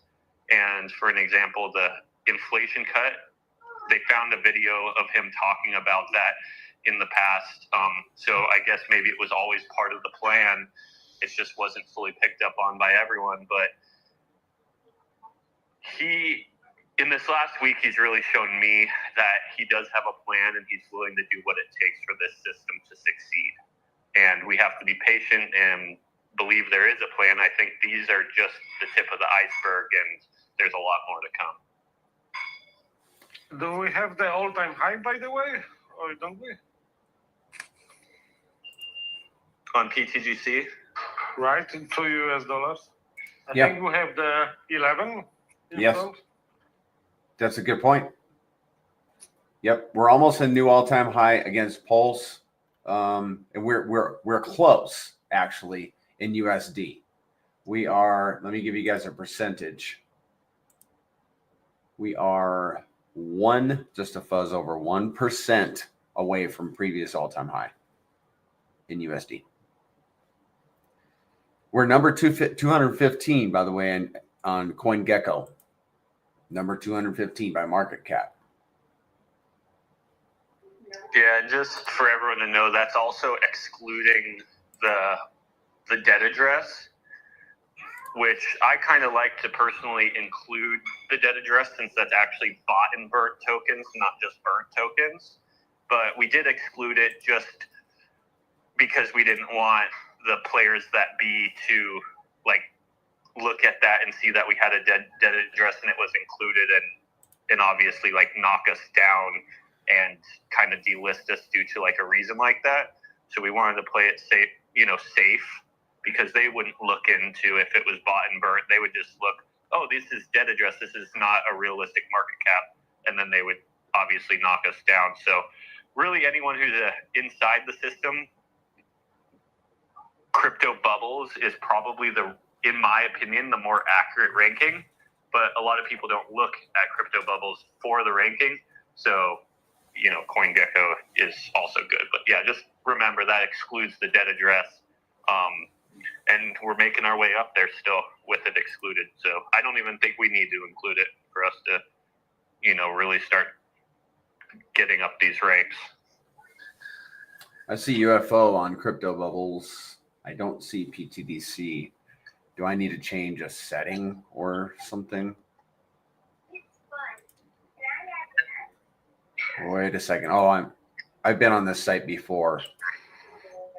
If you use crypto bubbles, we're sitting at 166. Yes. Yeah. Okay. Yeah, and I think crypto bubbles, the reason we're ranking higher is because the dead address is not excluded. And again, I think that's the right way of doing it since we actually buy and burn our tokens, but I do get it. They're not in circulation anymore, and market cap is circulating supply multiplied by price. So for CoinGecko, because CoinGecko is a little bit of an iffy, it's we don't want them to see that and want to delist us for a reason like that, thinking we're trying to manipulate it. Kind of like why Hex had a hard time getting ranked properly on all those, because they knew that the OA address held a bunch of Hex, so they felt like that was market cap manipulation. So we wanted to just give them as true circulating supply as possible, and so they don't want to delist us for any reason.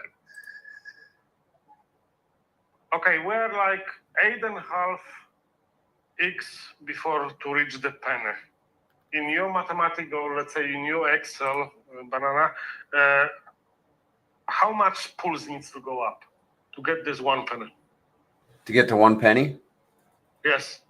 Oh. Let me get the Because calculator we are out. 1.5. We have 11.50 on the, let's say, what I see on the DEX screen at this moment. So we're 8.5x before penny. Well, everybody here can look at the moon math calculator. Look into PTGC.com. The moon math section is open to everybody. Anybody can use it. Just so you know. And by the way, we did hit a new all-time high versus Pulse and in USD just moments ago. So you want to know what the value of Pulse needs to be for PTGC to be a penny? Yep. Okay. Give me a second. We'll leave the X factor at 2. And we'll say that Pulse would do 5. Let's see if it does a 5X. And if it gets us there, that would be a 10X. Yeah, that puts us at 1.1 penny. So if Pulse does a 5X and PTGC moves against Pulse at a factor of 2, that's a 10X, which puts us at 1.1 penny, because we're technically 9.4X away from 1 penny right now. And I think that is a reasonable target for this, let's say, the bull market, right? I think that's a reasonable target for this maybe this quarter or the following quarter. That's just my opinion. That's my opinion. I think 1 penny is well within reach, in my opinion. And if a penny is within reach, more than a penny is possible, in my opinion. Well, it will be game changers for a lot of people, right? Yeah, a lot of people are going to be. I think that the Grace currencies. I think the Grace currencies are going to make a lot of people wealthy this cycle, and people need to have their heads screwed on straight. I mean, some people need to pencil out a plan for, when my bag inflates, what am I going to, how am I going to respond?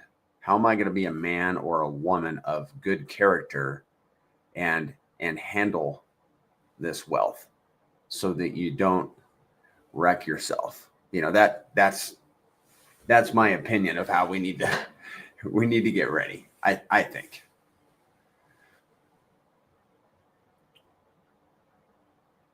Because I think that's where we're going. And somebody made a comment it might have been on Twitter. Hex made a lot of millionaires last cycle.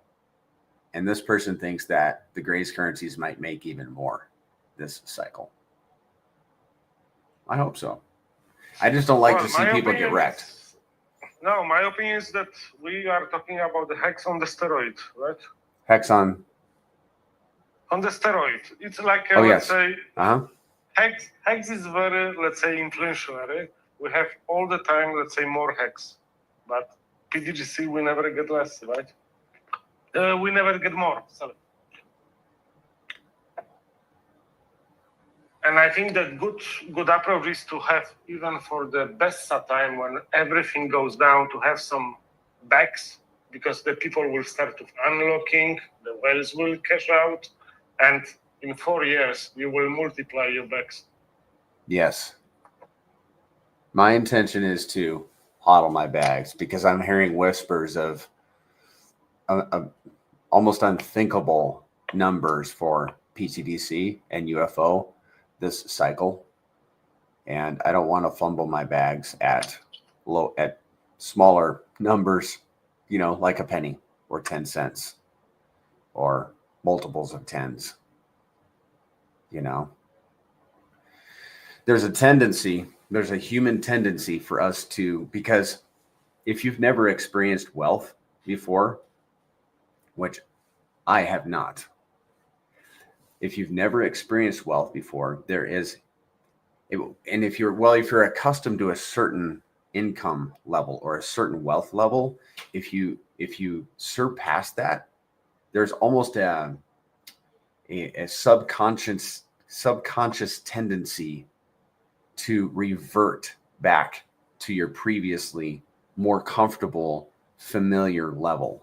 And I've seen it. I've seen it with people that I have two examples that come to my mind of people that got an inheritance from a deceased family member and blew it. I mean, made some really foolish purchases and they don't have anything to show for it now. I think that they self-sabotaged themselves. And that's why I'm saying we need to have a plan of what we are going to do. And here's a thought that I got from Maxim Broadcast, a buddy of mine. He posted something on Twitter probably 2 years ago. And it was, when you become wealthy, and you certainly have X number of dollars, which to you is wealth, the suggestion was sit on it for a year. Don't do anything with it. Just leave it in your bank account or in your crypto wallet and allow yourself to acclimate to this new level of wealth before you do anything with it. And I thought that was very good advice. Yeah, Banana, can I chime into this kind of topic before? I just kind of want to give both sides of it. I just want everyone to remember that we are in pretty much the most volatile market that exists. Yeah. This system obviously could do crazy X's in a very, very short amount of time. It also could do crazy price depreciation in a short amount of time as well. So just remember the market that you're in. Obviously, I do believe this system has been set up to be more sustainable than 99.9% of the things that exist in this market via code. That's the goal. That's obviously the goal of this machine. But just remember the market that you exist in. And, on the price prediction side,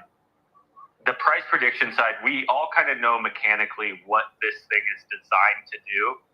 But to give timelines of when it's going to happen by is ultimately just impossible because there is so many factors that are in play. The factor of PulseChain, the factor of Hex. We literally have 15 connected liquidity pairs, and our price is dependent on what those do as well, not just all our own movement. Mm-hmm. So just be careful, really giving people price predictions and that kind of stuff.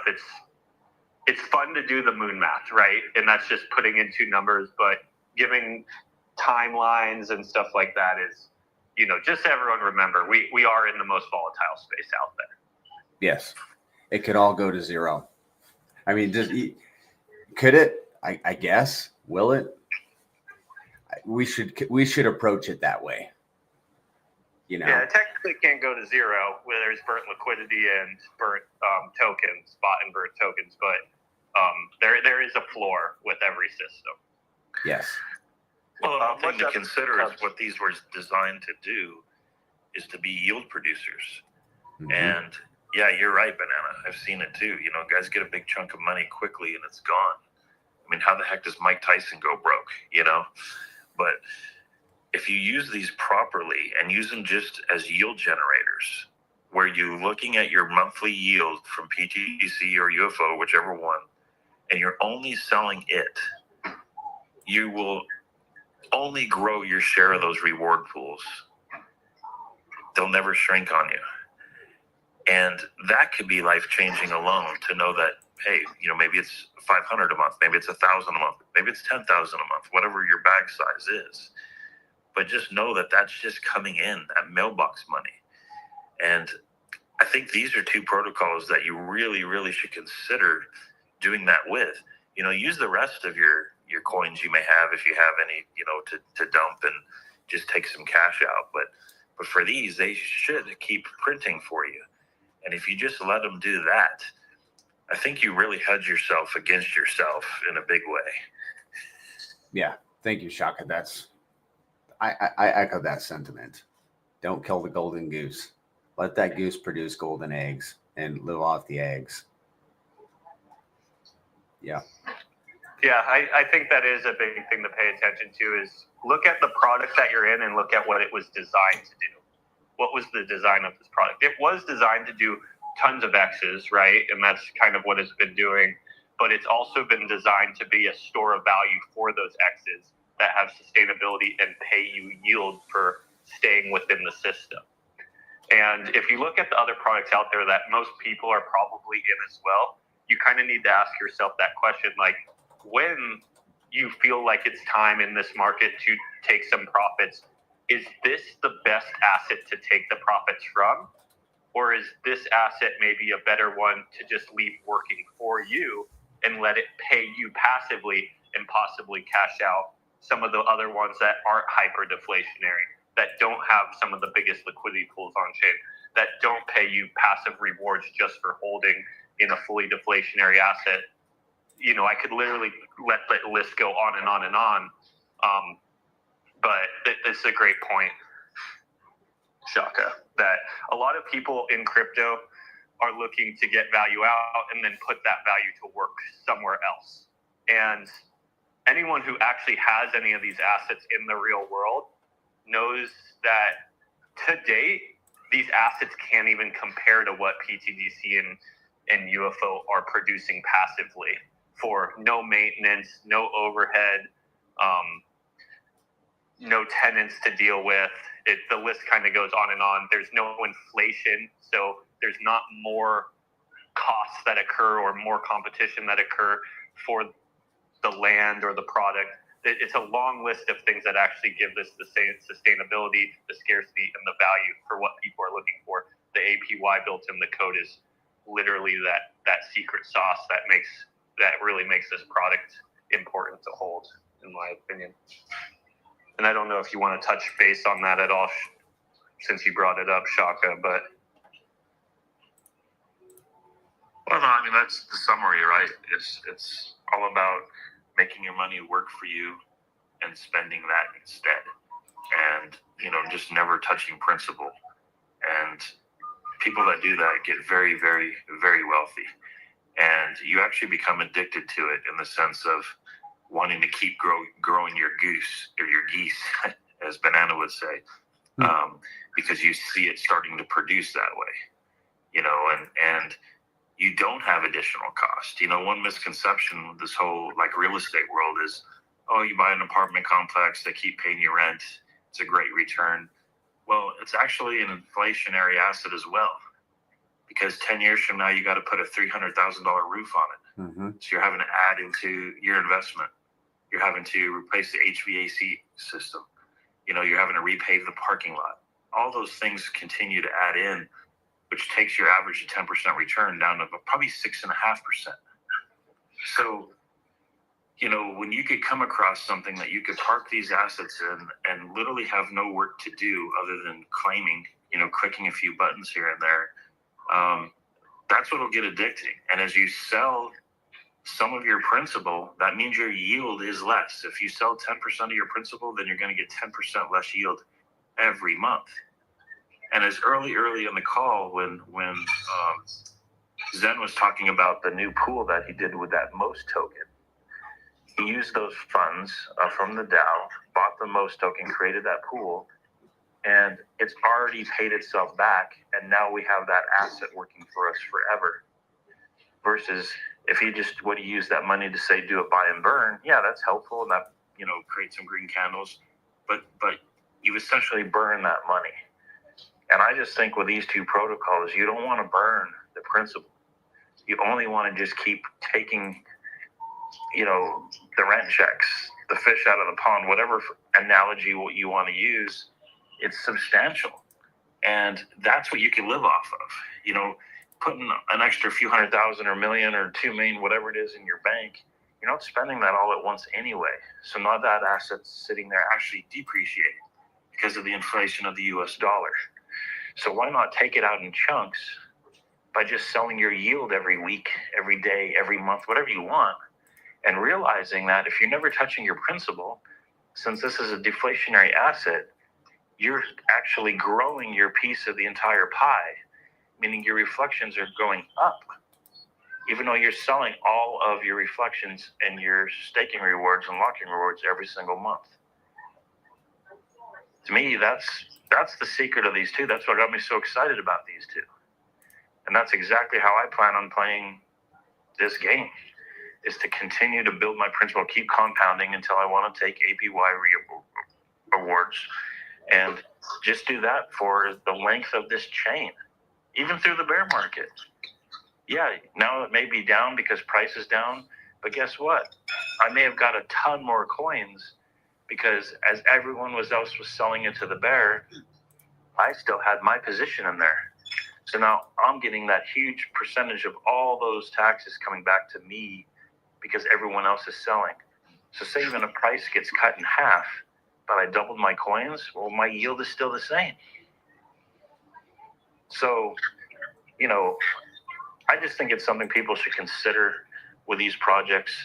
And, they can look now, even as low as Pulse is right now, they can look now and they can do the math and say, well, right now my bag's producing me, $500 a month, $800 a month. Then all of a sudden it turns into, hey, that's a car payment. If you never sell any principal, this thing can possibly pay for your car payment every single month. Some people's may be a little bigger. Now all of a sudden it's like, hey, that's making my mortgage payment every single month. Or that's making my kids' college tuition payment every single month. Or whatever it may be. Just using it that way, I just think it's a smarter way to go. Mm-hmm. Mm-hmm. Thank you, Shaka. Cubs win 20. I can't see the rest. I see your hand raised. If you have a question or a comment. Hey, what's going on? What's up, man? Good to see you. Oh, good. I own both PTGC and UFO. I feel like, I'll be honest, when I first started buying them, I truly didn't understand the full concept of it, but I'm learning more and more, and I have a better understanding of PTGC. But I know how UFO works, but I know we always like to talk about moon math and predictions. I think the current ratio of UFO to PTGC is I think it's 10-1 ballpark. What do y'all see in the future? What is y'all's thoughts of that ratio in the future? Honestly, it's so hard to know. It's very dependent on which one users like more and which one gets more adoption, just from not only the PTGC community but also the PulseChain community, and then as we're growing right now, we are going to, I hope, start getting the attraction of other blockchain communities, and I hope that we can start onboarding them to PulseChain ourselves and which ones they get attracted to. But they both operate off of the same value generating mechanics. So that's what I kind of like to remind people, like the same like backbone and foundation that really makes these systems successful are there with both of them. They just both kind of operate in a little bit different fashion for the users. The thing I love about UFO, for example, is the fact that the bigger players within UFO, or the early players in UFO, are for the most part the main liquidity providers in the system. There is new people coming in and adding liquidity every day, but a lot of the people who did get in, let's say in the first 2 months, a lot of them did provide LP, and they're providing a lot of the LP for the system. So you're not, as a holder of UFO, you're not having to share the rewards for just holding with those people. And all those earlier people are actually working for your bags because they're not part of that holding APY pool with those bags. You're getting a bigger percentage, and their bags are obviously paying more rewards because their bags are part of the liquidity web. And it's also making the tokens highly deflationary as well, buying and burning the supply. So just as a holder, you have all of the people who believed in UFO early working for you. And then how you kind of help the system is you're helping the system by just buying and holding, which is also very, very important as well. And the APY just for holding has actually been really, really competitive because the truth is you get a smaller, like with less value, you get more percentage of the pie because the price is less. And then if you look at it, the liquidity is larger with UFO, so there's more value working for the system, but UFO has a lot less human interaction. So not every day has more volume with UFO because PTGC has a lot more human interaction, which obviously pays well too. So, but PTGC has completely different benefits in my opinion. When you own PTGC, you do have the ability to single-sided stake it. So instead of earning the 1%, you're earning 2%. It's just you're sharing it with more people. And the other awesome thing with PTGC is all of the liquidity is protocol owned and burnt. Or not all of it's burnt, but protocol owned for the most part. And then more than 50% of it's burnt. So you don't have to put a lot of trust in the community like you do with UFO.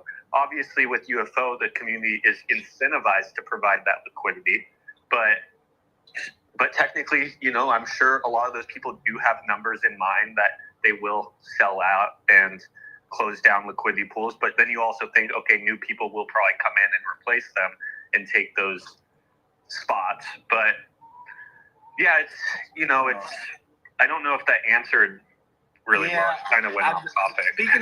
Speaking of the liquidity, I am very green when it comes to all that stuff. Does the ink inflation affect that at all? That 10x reduction? I think it will. So let me kind of rewind just on your comment. Like, I do want to say if you are green on like liquidity providing and stuff like that, I definitely think that you should educate yourself before even farming in our system or any liquidity. Yeah, I'll be honest, I'm probably not ever going to do that. I just like to understand it. And that's why when you hold UFO, you also get APY because we wanted to make sure that the people who aren't liquidity people don't feel pressured to chase the APY for something that they're not confident in doing. So you get to just hold. But on the idea of in the inflation of ink getting cut by 90%, I think this is going to help that pool. I think this is going to help appreciate the ink price because inflation hurts the price of an asset. Deflation helps the price of an asset. So the fact that they took out 90% of the inflation, now what we need to think about for what came out in inflation the last year of ink is now going to take 10 years to do. So now the supply has been reduced.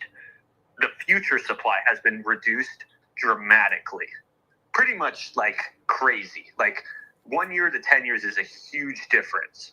So I think this is going to help the price of ink appreciate, which then obviously helps that pool out. If that pool appreciates, if any of the assets we're connected to appreciate, that helps the price of UFO appreciate as well. That makes our liquidity pools bigger. That makes it so market makers need to move more money. Currently, so I think it affects the price of it could affect the price of PTGC and UFO because we're heavily tied to ink. Correct. Yes. Okay.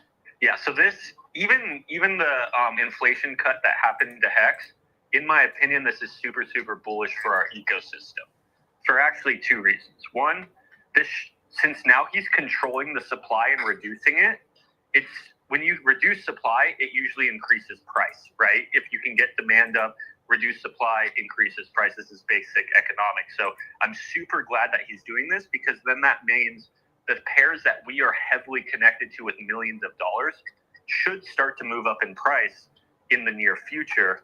And that obviously just moves us up in price without us even having to do any legwork. Super awesome, because all the X's we've been doing to date has been all on our own. So now if we can mix in a little bit of help with RH tickers and our own X's against that, it makes it that much easier. I like the example of, like, right now we've been walking up a down escalator. So you know how hard it is to walk up a down escalator because it's moving against you? Well, what happens when that escalator flips the direction you're actually walking?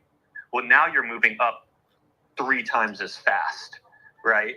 So once the RH tickers start moving with us, it will be that event, is we will be walking up an up escalator instead of a down escalator or a staircase, right? Like, let's say, so really, the system has benefited really from PulseChain being down for so long, because we've had time to beef up the liquidity pools. Is that true?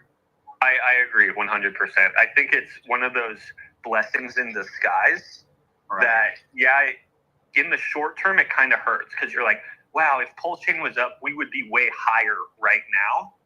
But the truth is as long as we get to that destination of PulseChain that we wanted to, the fact that it sat down here so much longer gave us the ability to really build at these levels and really build a very strong foundation for the PTGC and UFO ecosystem. And the bigger we created our foundation, the bigger we can create it and did create it, the taller our building can be.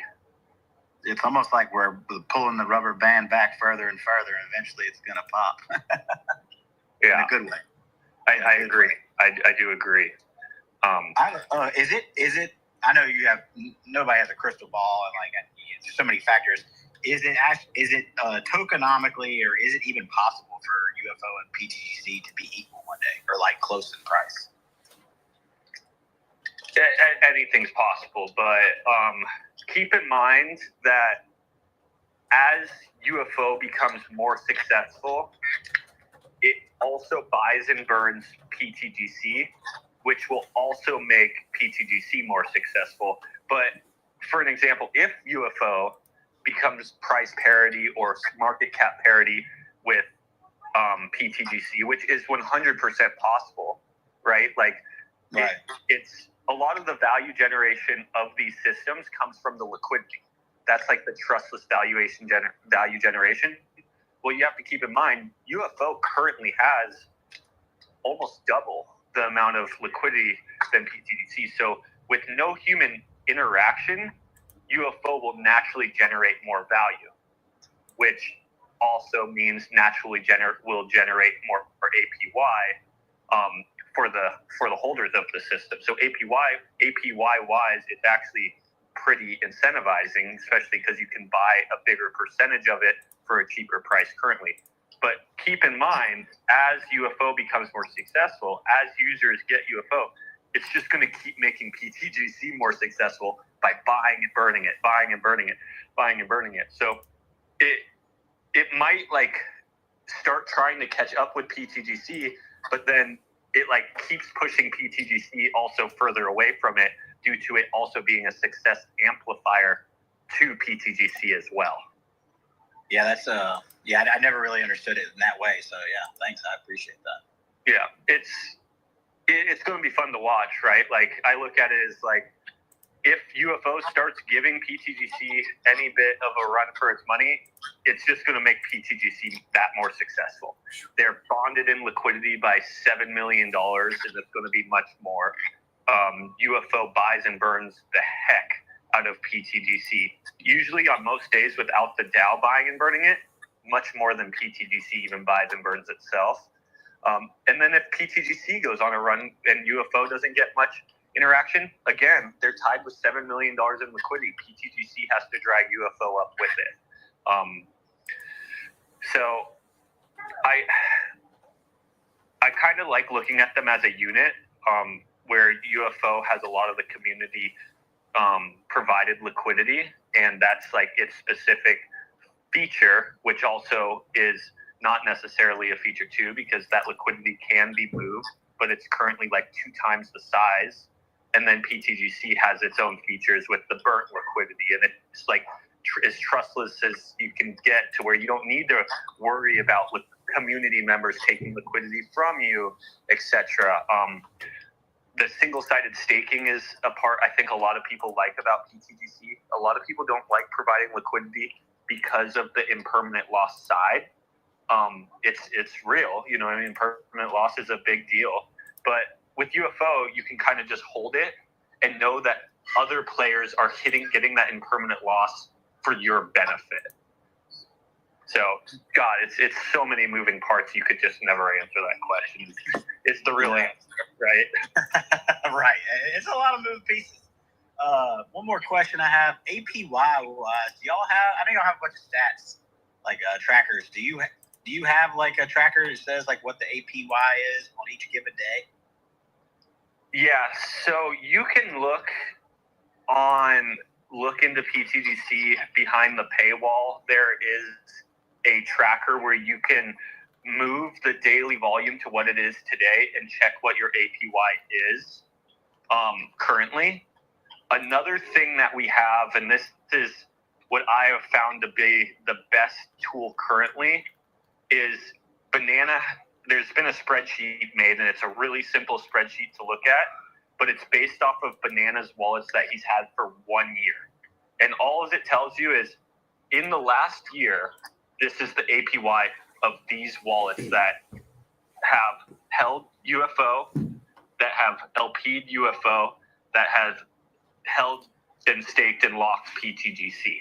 So you can just see like what there's no promise of the future, but what you can look at is in the previous year, what would have you gotten? I have that pulled up if you want to go over it. Yeah, go ahead. And Cubs, I know you're on here, and thank you for coming up. But if you want to look at it, we can shoot it into the Telegram also. Maybe someone listening could do that. And then also, if you want, you can go to Banana's YouTube and look at it while you're on here. I can't pull it up on my YouTube. I have it on my screen. I'll drop it in the Telegram. So and this is again is a test wallet that I started last February. So it's like really close to a year. Like Tuesday it will be 1 year.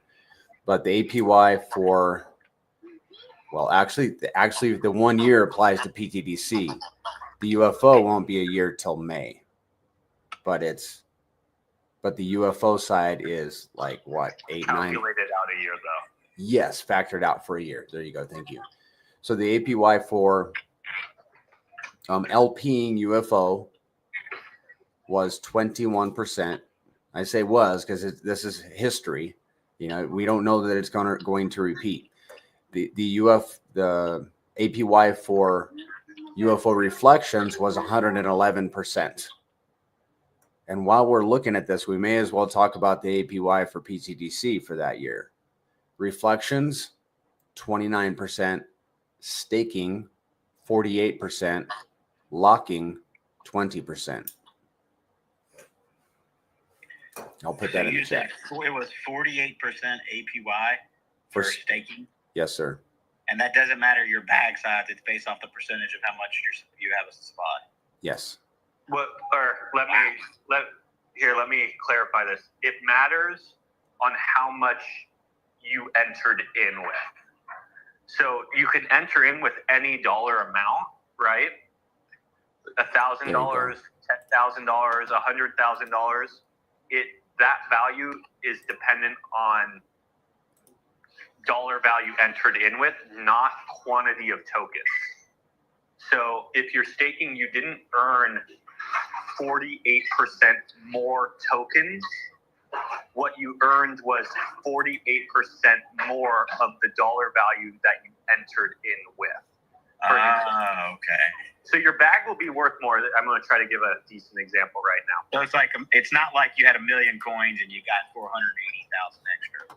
Yeah. So what it's like is, let's say you came in with $10,000, and what you received was $4,800 in tokens, and then on top of that, now your bag could be worth $40,000, right? But you received $4,800 in tokens currently.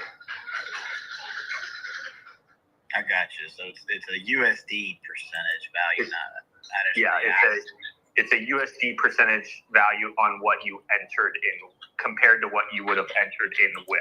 So your investment into the system.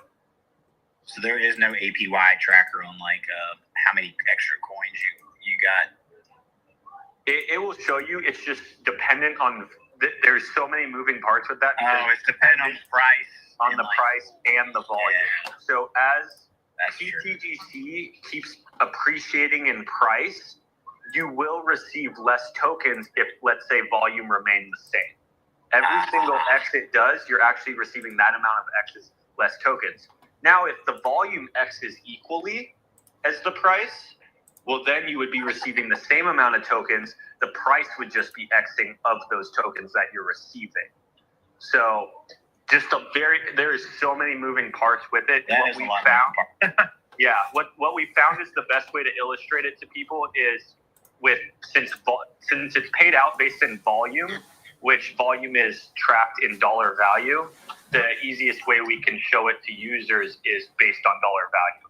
If you enter into the system with a $10,000 investment, with the last year's data, you received $4,800 of additional tokens in that year for staking. Okay. Yeah, that clears things up. I appreciate that. Yeah. Hey, keep asking your questions if you keep got them. I am going to start bringing a few more people up. I can only go that till was it. I'm good. I appreciate it. I'm stepping down. But thank you. Okay, cool. Just so everyone knows, I can only go to 9:30 today. So if anyone has conversations or comments, I'm going to just start bringing some guys up because I have 3 requesting right now. Feel free to just shoot them.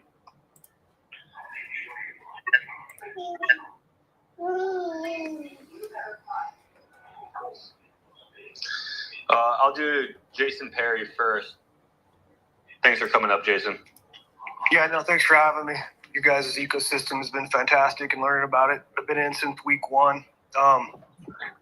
My question for you guys is, what's your thoughts on the staking rewards versus compounding your staking rewards by locking versus taking them into UFO, since they both benefit each other so much? So if you're looking for like X's wise, which one would be better, it would be almost impossible to know. Like we were kind of talking about is we don't fully know which one will get the most adoption over time, from our community, from PulseChain community, and from other communities coming in, like other blockchain communities as we become more successful. It's really hard. While you hold UFO, you earn UFO, and while you hold PTGC and stake PTGC, you earn PTGC and stake PTGC. If you don't have one that you like better and you're kind of on the fence, I would just kind of sit there with both and just let it cure what you're earning in each of them, since you're earning in the native token, if one of the tokens doesn't stand out to you. But if one of the tokens stands out to you as like the product that fits your specific needs better, then that would be like a personal kind of question, because they are working off of the same system, but they do have a couple different tricks to them. Like Obviously, one's a farm where all the farmers are working for you. If you love that idea, then UFO might really stand out. But if you love the idea of PTGC being the first one and the single-sided staking behind it, and you like the fact that, yeah, it's a little bit less liquidity, but it's all protocol earned and burned, where it's a little bit less trust in the community and just you don't gotta trust anything. I would honestly go in whatever direction you feel fits you better.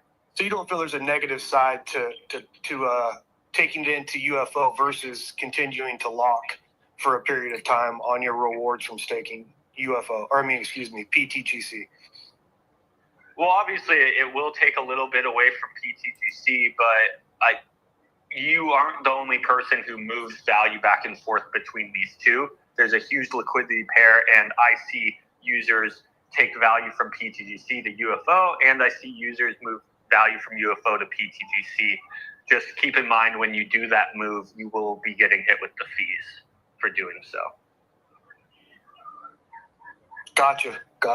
That was the question. I was just curious. I've been playing with the locking mechanism a lot after my staking rewards, and I was just thinking maybe if I moved some of it into UFO instead of locking it again with the parity in question, it might be a larger upside. Yeah, that is an idea floating around, and I'm like the worst person I'm like one of the main person that can't answer any of these questions, obviously due to my position within the community is just one of my honest answers. So if you are trying to brainstorm some of these ideas, it might be best to brainstorm it with like a couple other community members in a side conversation. But there is that look upon it, is the fact that the market cap of UFO is currently a lot less than PTGC, and the liquidity is currently more, right? Which there is that idea floating around. Does that mean UFO is undervalued compared to PTGC? Well, the other way of looking at it is UFO buys and burns the heck out of PTGC, and maybe that's why PTGC is still priced higher. I don't think the answer is as clear as white and black, right? I think it's a gray area in between, and it's a market decision more or less, what the market does. Exactly. And then that's kind of what I mean is like you can kind of have like a powwow with your buddies and like brainstorm that idea and make a decision off of that, but I could never guide anyone in a direction one or the other. No, you gave me the answer I needed. It wasn't a no, but it wasn't a yes. It's kind of kick it around and just decide what the market's going to do more or less. We'll make the profits in the decision at the end of the day. Yeah. All right, man. I appreciate it. No, thanks for coming up and thanks for being part of the community. Yeah, no worries. All right. I brought up, I think one of the other guys dropped down that I brought up. I must have took too long to get to him, but B.A. Garner, feel free to shoot your question. Yeah, what's up, fellas? Pleasure to be with you. Thanks for coming in. I just got actually a pretty simple one. I'm more of a video guy. I'm looking for somebody to watch on YouTube to learn all this stuff that you guys are talking about. Do you have anybody you'd recommend? So, Banana on Sundays. So it's tomorrow at 2 p.m. Pacific Standard Time. Yes. And on Wednesdays at 9 a.m. Pacific Standard Time, he does a live Ask Me Anything. So he goes through all the basics of PTGC and UFO, and you can literally in the comments just ask him anything. He'll answer it, and he'll be showing you visually on his screen like how to stake and everything. That's like live, and literally that's probably a great place to start, like in a live settings. If you want anything that's like an already done video where we kind of just talk about everything, there's a video with Crypto Coffee that we did like a month ago. If you go on his channel and just search down, you'll be able to find the one that shows UFOs and gray alien heads on it. It's probably a month old. Just yesterday, we did a video with Randy Hilarski, which was an AMA kind of style. Okay. Does anyone else have any other the good first guy ones? you were what's the name of the first guy you were talking about? Banana? Yeah, he's right here up with me. The Prairie Banana. The handsome guy right next to me. Oh, there you go. He's right under you. You can find me on YouTube. It's the Prairie Banana. They're doing an AMA tomorrow at 2 p.m. Pacific. Okay, perfect. Right before the Super Bowl. Yeah. There's just followed you.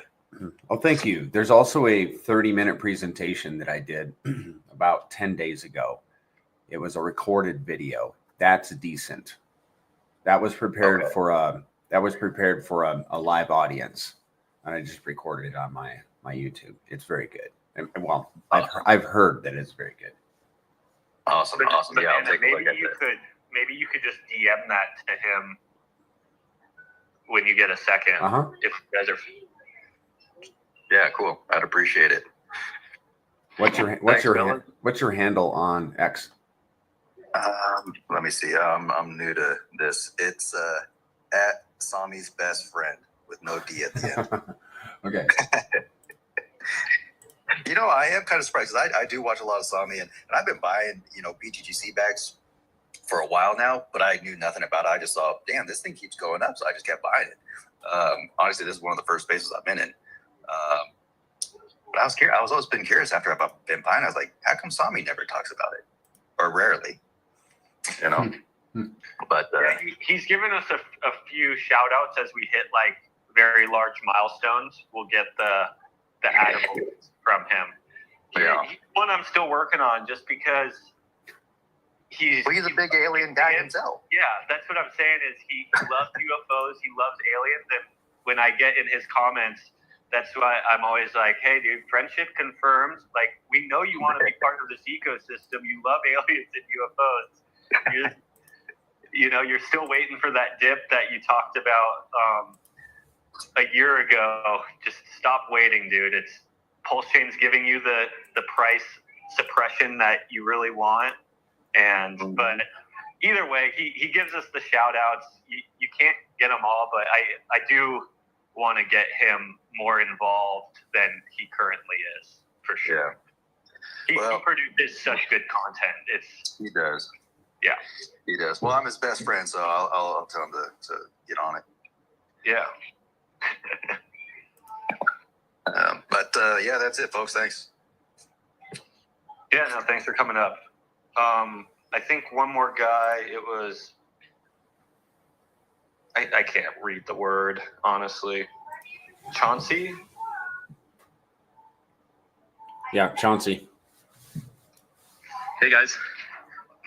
Can you guys hear me properly? Or? Yeah, I hear you. Right on. Yeah, I got the Bluetooth speaker on, so let me know if anything. But yeah, I just wanted to say thanks for PTGC. I never really spoke on any of those spaces, but I'm more of a listener than anything else. But yeah, I appreciate the whole protocol. And let me tell you, a bit of my experience with PTGC. I was kind of mad at PTGC for a while because I've been grinding and trying to build up my bags on all those other coins like PLS, and like looking at PLS, and just throughout those years you work hard and you build those back to a position where you're comfortable with, and then you hop in on PTGC and you're like, okay, whatever, this is just another one of those, and it just ends up surpassing everything else, and that got me mad for a little while because I heard I worked so hard for the other things, and PTGC got kind of made his way up to the number one, and now I'm more in peace with it, and it's super nice to see that protocol kind of shining, and I'm just grateful for this. So just want to say that, and let's keep going. Yeah, I appreciate you coming up. Yeah, I think you're not the only one feeling that. I think some people are still fighting the fact that there can be other very, very successful stuff on chain. We're not asking for anyone to just give us any titles or anything like that. We just are willing to earn it and work towards it every single day of being one of the top assets here on chain, not only for this cycle, but for every cycle to come is ultimately the goal. So thank you for just, obviously saying your feelings. That I think the only one that has those feelings, especially for people who got in and then maybe sold too early and then the price just left without them. I'm sure that's very, very difficult as well. It's just it was it was sitting at the position number 10 on my portfolio, and now it's number 1, and I never really noticed it. And then Coach, shout out to Coach, he's a cool dude, kind of got me in, and I was kind of looking at it from a bird eye perspective, and it just kind of ranked top 4, 3, 2, 1. I was like, what the heck is this? I was like, and you can't really chart PTGC. There's no way to chart that one. And that's why I think we have success in this one. Like a lot of traders try to swing trade this one, and it's just, there's no way to trade it and try to find a right position or a dip in there. And I think it will continue to do that. So that's great. Yeah, I'm just super glad to hear that you have been involved and that you held on to it, and that hopefully it changes your portfolio for the good. And this is an asset that you can hold forever, and obviously reap the rewards of the passive income off of it, the deflationary aspect of it, and really just understand the system for what it is and be a part of it. Because like you said, you can trade it, but this token was never designed to be a traded token, right? It was designed to be a store of value in a highly deflationary asset that obviously appreciates in price, that pays you the APY for just being in it. Where a lot of people are like, oh, this thing's overbought right now. Like, this is a good point where I'm going to sell it and I'll scoop back up my position when it sells off. But they don't even realize that just because this asset's overbought doesn't mean that it's overbought with everything that it's connected to. You'll have this asset overbought, but then a good chunk of its LP pair is oversold. So then when this is overbought territory, the others hit oversold territory, and then it just bumps this asset to the whole next level, and it didn't even need any more buys on our chart. So I always tell, like, hey, a lot of people who do like technical analysis, like this is standard technical analysis from like traditional finance. They're using all the same ways and metrics that they've used on all these traditional finance, but this isn't traditional finance. This isn't even like standard tokens that exist on different blockchains. This is a whole new realm, it's a whole new innovation, and you have to take that into consideration when you're trying to do TA on these products. Yeah, exactly, and that's why people got a lot of hard time to believe that on the next leg up, right? I think it'd be a great thing to show how it is a different protocol, and it's not a coin that you can trade actually. Yeah, well, the biggest example, we don't even really need to show it. I can just like say it right now. If you think about it, we've obviously been trending up for a year and a half, right? And some people would say, oh, wow, this is way overbought. But then you look at everything we're connected to. For an example, all of the RH tickers, way oversold and looking like they're about to go on a mega run. So then you look at our system, okay, and they're bonded to all these. So if you say that, you ultimately are saying PTGC is about to go on even a more mega run than that, because last time PulseChain did a 4x, we did a 40x due to our machine, due to reflexivity, due to our other connected assets, due to our buy and burn. Like currently right now, we have 5 billion PLS in our treasury ready to get claimed and ultimately deployed into the ecosystem. And that's just one small feature of backing that's to come. So you're 100% right. It's just nothing it's not like anything that's been seen before. And I think people are still trying to use old techniques to TA this, or old techniques to guess what this is going to do. Because that's all, in my opinion, TA is a lot of time is just people guessing unless they're actually really good at it. But a lot of the people on crypto Twitter aren't good at it. Not to be rude, it's just the truth. And sometimes you just don't need to fight the current. Just just know the current's the current, and you don't need to swim against it. Just let it kind of bring you to where it's going. Yep, buy it and enjoy the ride. Yeah. So and I have a question quickly. What can we build on top of UFO and PTGC that would help the protocol? I'm a product designer, so I would love to just help for free, just to build like something small. I always have like a 5 hours per week to allocate to free project. So if you guys need anything, just like something small, I can build the screens for free, and kind of that could be my way to give back to the community.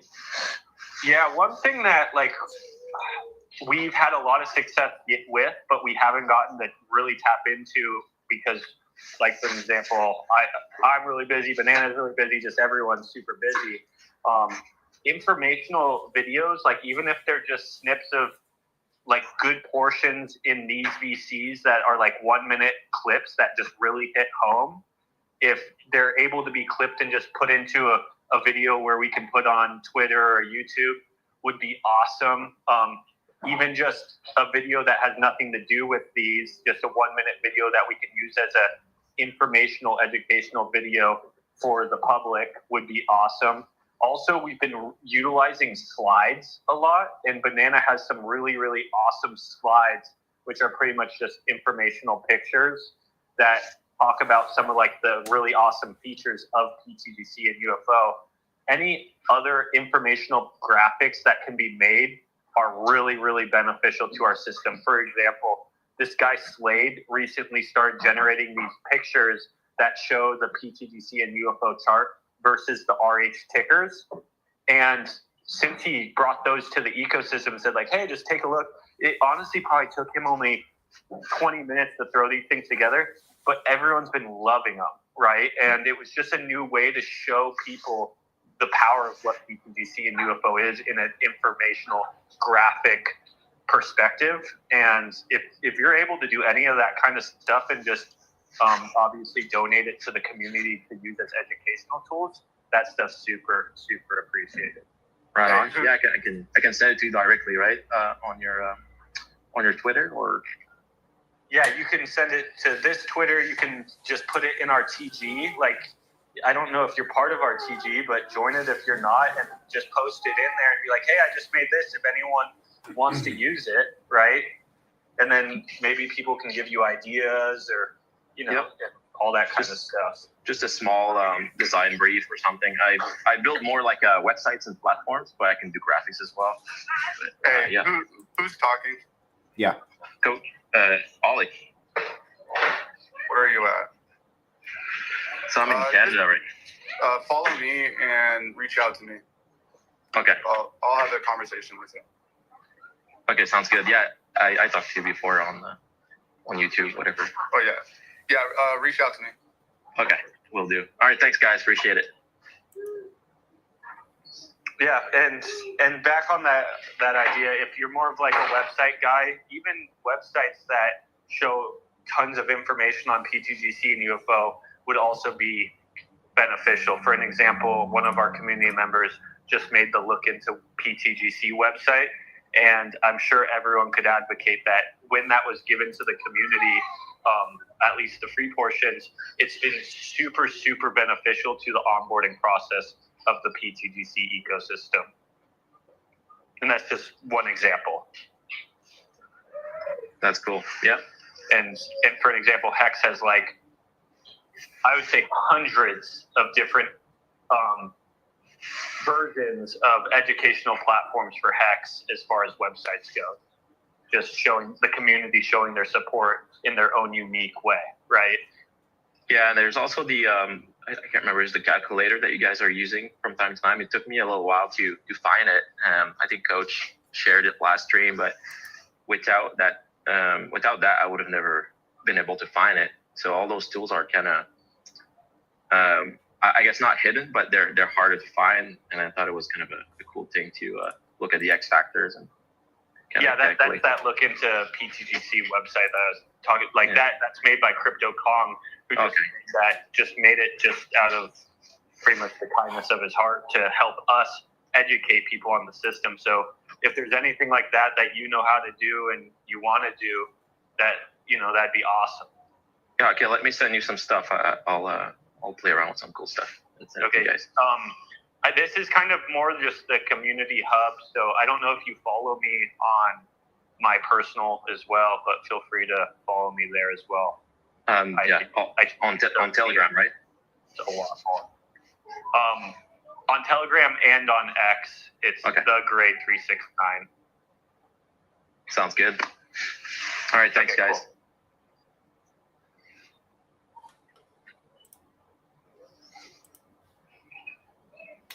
Zen, you got to jump off. It is 9:30.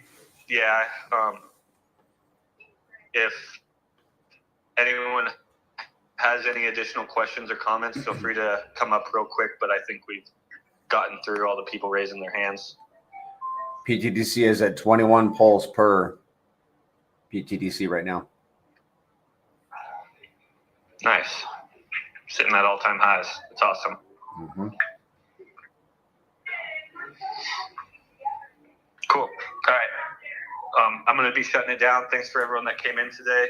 I just wanted to say I really appreciate all the people that came up today. It made this space just fly by, and I feel like it brought out a bunch of good conversations with some new people that I've never even gotten to talk to in the community before. So if you are one of those people that came up, thanks for just taking time and coming up. It does mean a lot. Me and Banana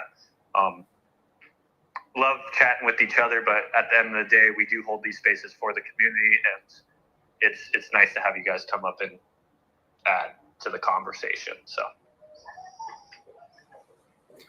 all right, guys, see ya. Bye, Zen. That's it for spaces. Yay. That was a good spaces. Yeah, good times. Are we gonna hit 22 to 1? 25 by the end of the weekend? Wow. The PTDC Gray's currencies are just flying against the Pulse network. It's a wonderful thing to see. Guys, I hope you have a great weekend. I am going, oh, you says, you should ask that. Mayor Will, you want to know 1% of your bag? I think many don't know this. No, I'm sure it's 1% of your principal, the early end stake. I just don't know if it includes your yield.